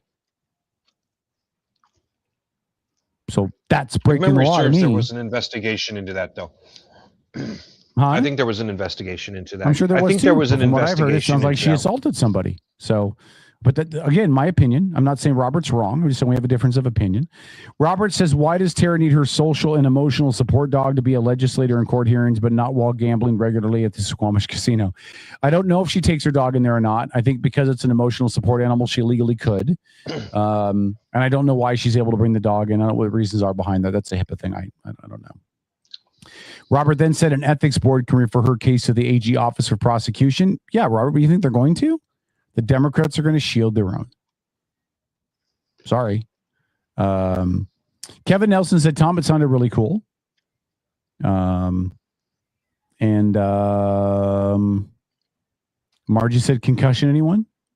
I don't enjoy concussions. No, thank you. I'm not sure what the concussion's about. Yeah, no, thank you. I do not enjoy them. Margie, if you're volunteering for one, I'm sure if you go play soccer, you can lay on the ground and pretend you have one, and they'll give you penalty kicks and celebrate you for it, because soccer is an awful sport. Let's do parting shots, my friend Tomas. Wait, what does that look for, Paul? What? Huh? You gave You're a comment look about soccer. Soccer is an awful sport. It's not even a sport. It's an activity for 11-year-old girls. Oh, I'm running. They bumped into me. I'm going to lay on the ground and act like I broke a leg. By the way, how many of these World Cup matches have ended in ties? Like at least a third of them so far have ended in ties. How in the name of God do you bring people from all over the world to play in the pinnacle achievement of your sport for games to end in a tie? That is the stupidest thing ever. Tom, parting shot. Go ahead. Are you sure? Yeah, I'm sorry. By the way, Robert agreed with me. Forgot about that. You are correct on the assault. Thank you, Robert. Thank you. Go ahead, Tom. Are you sure? Yeah, I'm positive. I'm sorry. You're sure? Tom, I'm sorry. People bring up soccer, and I lose my mind. Soccer is the Luke Bryan of sports. So that I'll agree with you that soccer does nothing for me. Yeah, thank you. I lump it in with the cat sports. The cat sports? What are those? When you watch a soccer game or a cat watches a soccer game, they just sit there and they watch the ball go up and down the field on the screen. It's kind of like tennis. They watch the ball go up and down the court on the screen. It's a cat sport. Yeah. It's something you put on to entertain your cat. Do you know why I think soccer is so famous around the world? Why? It's the only common sport that only needs a ball. Like in football, you need pads and helmets and gear that costs money that won't fly in a third world nation. Sure. In baseball, you need bats and mitts and well manicured infields, right? That you can hit a ball, and you can't afford that in third world nations. In basketball, you need to have a paved court. You can't have those in third world nations. In ice hockey, you need literal ice that doesn't fly into third world nation. Soccer, you can play with a ball anywhere. Of course, it's going to take off in third world nations. But that doesn't mean it's superior or better, because all you need is a ball, and you can play that anywhere. Anywhere. Kevin, but that rugby too. And rugby. Okay, rugby too. Well, aren't you required to have some kind of protection for rugby? No. Okay. No. You wear. Well, we called it something else in school. You wear a jersey and a pair of shorts and some cleats. We call that in high school. We call that smear the queer. That's what we call that in high school. Well, yeah. And it wasn't a sport. It was literally us beating the crap out of each other for an hour. I do remember that. Yeah. Yes. But okay, you call it rugby if you'd like to. Sure. Yeah. All right, Tom, go ahead. I'm sorry, my friend. Are you sure? I'm going to shut up. I'm going to mute my own mic. Go ahead. Oh. My mic is muted. No, I am still lit. Yeah. As I was kind of reflecting. So I went east with a buddy of mine, and an old moonshine buddy. Yeah, we used to distill together back in the day. Whatever. But while we were driving across the state, we have a lot of conversation and kind of deep. Sort of deep dive into, state issues or whatever. We both like to analyze problems and figure out solutions. And usually the simplest solution to any problem is the best solution, right? The principle of Occam's razor, keep simplicity. And the simplest solution to the problem that we're having right now with our state is to get out and vote. Get off your butt, go out and vote.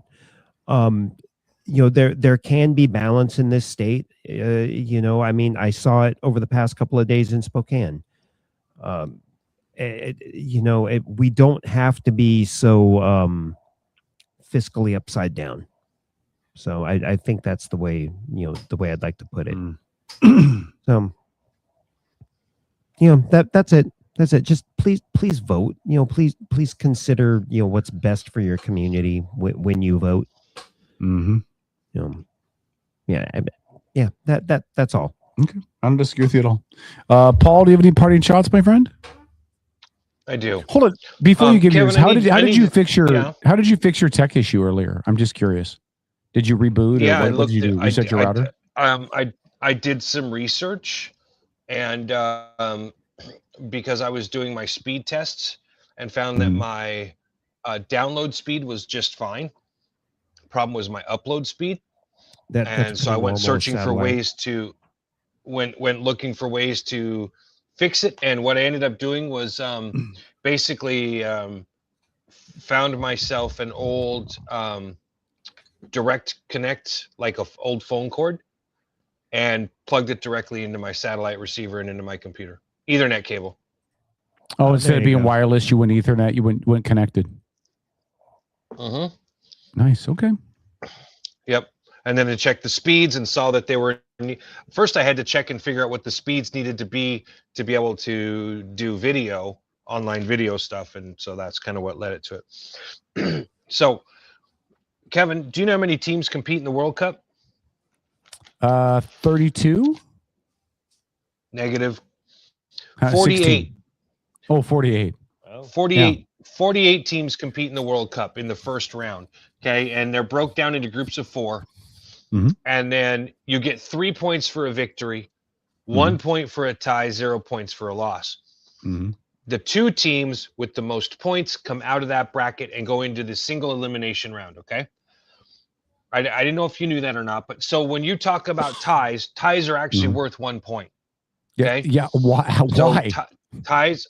Well, because ties are very important because of strong defense. You didn't win. You shouldn't get any points. You did not win. Yeah. Okay. They should play the game to a win. Go ahead, Paul. Anyway, there are teams in the World Cup this year. And remember, the World Cup's every 4 years. Let's take a look at a couple. Scotland has not been to the World Cup in 28 years, but they have a team in this year. Let me find it here. I got to make sure I have the right. So Curacao made it into the World Cup this year. Tunisia made it to the World Cup. Belgium, Egypt, Iran, New Zealand all made it. Do you know where Cape Verde is? Is that in Africa? It is in Africa, but it's a little group of 10 islands off the coast of Africa. They only have 600,000 people. And their entire economy is based around tourism on 10 little islands, you know? I mean, that's crazy to think that they were able to field a World Cup team from that many people. There's a lot of cities in the United States that have more people than that entire country, right? Yeah. This is the things that make the World Cup so exciting. Uzbekistan made it to the World Cup. Croatia, Ghana, Panama. Wait, is Uzbekistan really a country? I just thought it was a territory in risk. No, it's actually a country. No. Okay. All right. No, it's a Do country. you know what one of do you know what one of their key foods is? No, Uzbekistan's? Yeah. What, coffee? No, they grow a lot of carrots. Oh, great. No joke. That's the name of their soccer team, the Uzbekistan Carrots. Great. So Group C is the most interesting this year, which is Brazil, Morocco, Haiti, and Scotland. Like I just told you, Scotland hasn't had a team in 28 years in the World Cup. Pretty cool, huh? Haiti hasn't had a team in 50 years in the World Cup. Okay. So literally in Scotland, only 4 players were alive the last time Scotland had a World Cup team. Haiti, even their coach wasn't born the last time they were in the World Cup.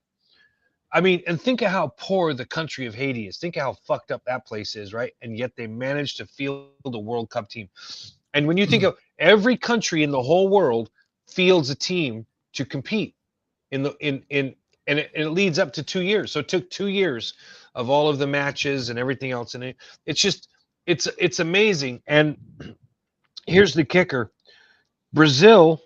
The kicker. I see what you did there. No, listen. Brazil played Morocco. Brazil is a world powerhouse. They're always in the top 5 in the whole world. They played Morocco the other day, and Morocco tied them, which is a big, big, big deal. So, like, that's what's so incredible about international soccer is that anything can happen on any given day. I mean, we don't exactly think of South Korea as full of a bunch of top-notch athletes, but yet they fielded a team. You know, Mexico and South Africa played. South Africa sucks, by the way. They're really bad. Mexico isn't much better, but Mexico managed to win that game 2-0. But the point is that amazing things happen that you wouldn't otherwise expect. The United States isn't expect to finish in the top 16, yet they went out in their first game against Paraguay, who's a top 10 team, and they beat them 4-1 on the home turf. You know, I mean, it was amazing seeing the electricity in the air for that American team. So, listen, I would just invite you, Kevin. I know you won't do it. In fact, you'll probably intentionally go to another channel. But if you get a chance, watch some World Cup soccer. Just watch some highlights, dude. You might find something that you find kind of entertaining and interesting. Do you want to know what Do you want to know what I really hate about soccer, Paul? Like the two things I hate about soccer. One, I hate the ties. You never played? I hate anybody can play soccer. Literally anybody. But that's not it. So one is the ties. Literally not true. They are the most well-conditioned athletes in the world. No, I didn't say I could play it well, but I could play soccer. I can run around on a field and kick a ball into a net, or somebody can stop me and steal the ball. It is much more than I'm not that, saying brother. I'd be good at it. I'm not saying I'd be good at it, but I could do it.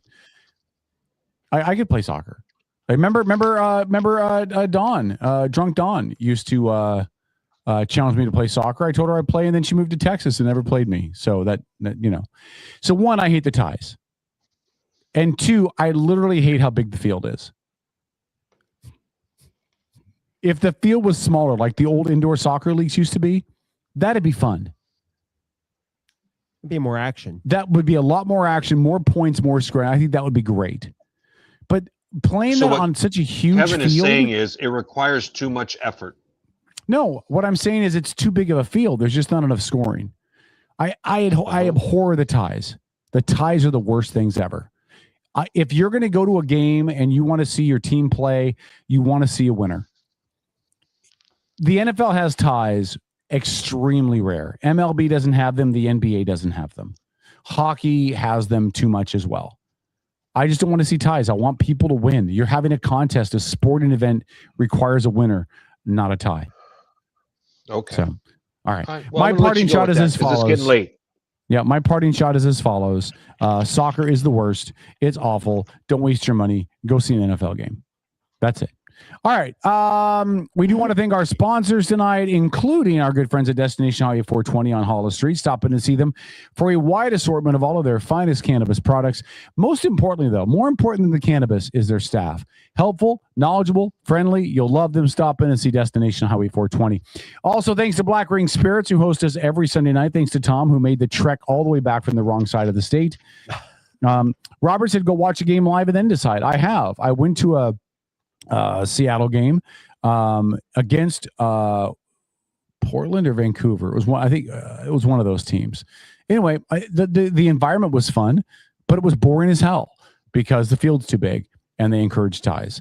But anyway, Black Ring Spirits, the proud host of Outlaw Radio every Sunday night. Thanks to them. Thanks to Kitsap Great Escape. You know, that new room, it just continues to book out. If you want to play it, go on, book it now, even if you got to go out a couple of weeks. But the Lunar Curse is doing extremely well. The reviews are great. Check out all the reviews online on Morty, which is an app you can get, which is an escape room app where there's people that are rating games. Check the Google thing. The reviews are really high. People love the room. Stop in and check them out. Visit them at kitsapgreatescape.com. Thanks to Beeler's. What's the name of Evergreen Grace. Evergreen Grace. If you're a residential client or if you're a commercial client, Evergreen Grace can come take care of all the cleanup for you, make your house clean and sparkly, make it smell good, and all the good stuff. That smelling good's important. I love it. You know what I love? I love the smell. I don't know if they do this, but I love the smell of like crawling into a bed after the sheets have just been washed. Mm-hmm. That's the best. Mm-hmm. Anyway, Evergreen Grace. You can find them on Facebook. Find them on Facebook. Also, go check out Kitsap Paintball. Right? What's it called, Paul? Mm-hmm. Is that it? Kitsap Paintball? Yeah. Kitsap Paintball Park. Listen, I'm going to give you an idea how to save your marriage. if you and your spouse are having a hard time at something, you got to work through some things, go out to the paintball park and shoot the crap out of each other. You will go home happier. You'll go home more in love. You'll go home happier with each other and the relationship because you'll have worked out all your frustrations and anger on the paintball field, and you'll probably have great sex afterwards. There is something to that. I know there is. I have multiple couples that play together. I used to have couples come into my fencing school, and it was funny. Husbands and wives that learning how to build fences together. Yes. Yeah, learning how to build fences together. That's right. Exactly. No, Kevin, they're moving stolen gear. Yeah, that too. No, they would come in and take classes together at the same time, so they were at the same level, and they would come in and like they couldn't agree on what color to paint the bathroom, so they would have a duel over it. Perfect. Okay, we're going to fence to 3. Winner picks the color. That's great. Yeah. No, there's something to that, I think. Does I know we're at the end of the show, but does gender favor one over the other in fencing? No, or is it more about tactics it's actually pretty equal. I mean, the one advantage men would have is that generally they're a little bit taller, so that gives you a little more reach, but it's not that big an advantage. Fair enough. All right. Margie said, why all this hot weather? Because it's hot outside. Because It's God June. hates us. Summer. It's June. It's summer. And Well, God listen, hates us. Climate change is a real thing. I mean, there is climate effect, right? Now, whether or not it's human caused or whatever, that's a debate you can all have. But we do see The climate Earth change. has Listen, always experienced. Listen, Kevin, the Yeah. Earth has always experienced climate that's change. what I'm saying. That's what I'm saying. Always. Yeah. So it's cyclical. And it wasn't right? man-made 12,500 years ago during the Ice Age. I'm right? just saying, climate change is the thing. We used to get much more snow than we get now. We didn't used to have these hot summers like we do now. Climate change is real. You can argue what causes it, but climate change, Hey, cyclical, whatever. We've said it. Yeah. We've said it many times on this show, Kevin. All it takes is a 5-second internet search to find out that the North Pole is moving at a rate of approximately 20 miles a year. Mm-hmm. Yeah. 20 miles a year. What? Which does what? Changes all the magnetic. Changes. That's right. Moves all the weather magnetics, and it changes the weather Uh-huh. patterns. And congratulations, you're living And to man see. is not causing that. That is a natural process involved. It has to do with the sun, solar flares, the magnetosphere, and all kinds of other stuff. Yeah, I think man does some causing, but I don't think it's nearly as much as what our friends on the left would tell us. Thanks everybody for checking out the show. We love you. We went way late tonight, but I felt like Paul missed out on the first 2 hours of the show, and I felt bad. And Paul, I really miss you when you're not in studio. I miss. Well, I miss clearly, your you hugs. felt bad for Tom. You made him stay there for an extra hour. I didn't make him stay anywhere, you little bitch. You are as Yes, you responsible did. for it as I am. You're as responsible Tom for it as I stay. am. You made Tom stay. Alaska had Love a you, Tom. 5.0 earthquake, according to Margie. That's the first I've heard of it. Maybe it just happened. I'm not sure. And my other parting shot is I would just like to remind the kids that some that you guys are garbage. Like literally the article about Tara Simmons, I tried to go look at, and it's paywalled. How do you expect the people in your in your community to be informed about issues that are important by a community newspaper when you paywall everything? And I know that you're going to say, charge well, for this show. We don't. And King 5 doesn't charge, Como doesn't charge, Cairo doesn't charge for their websites.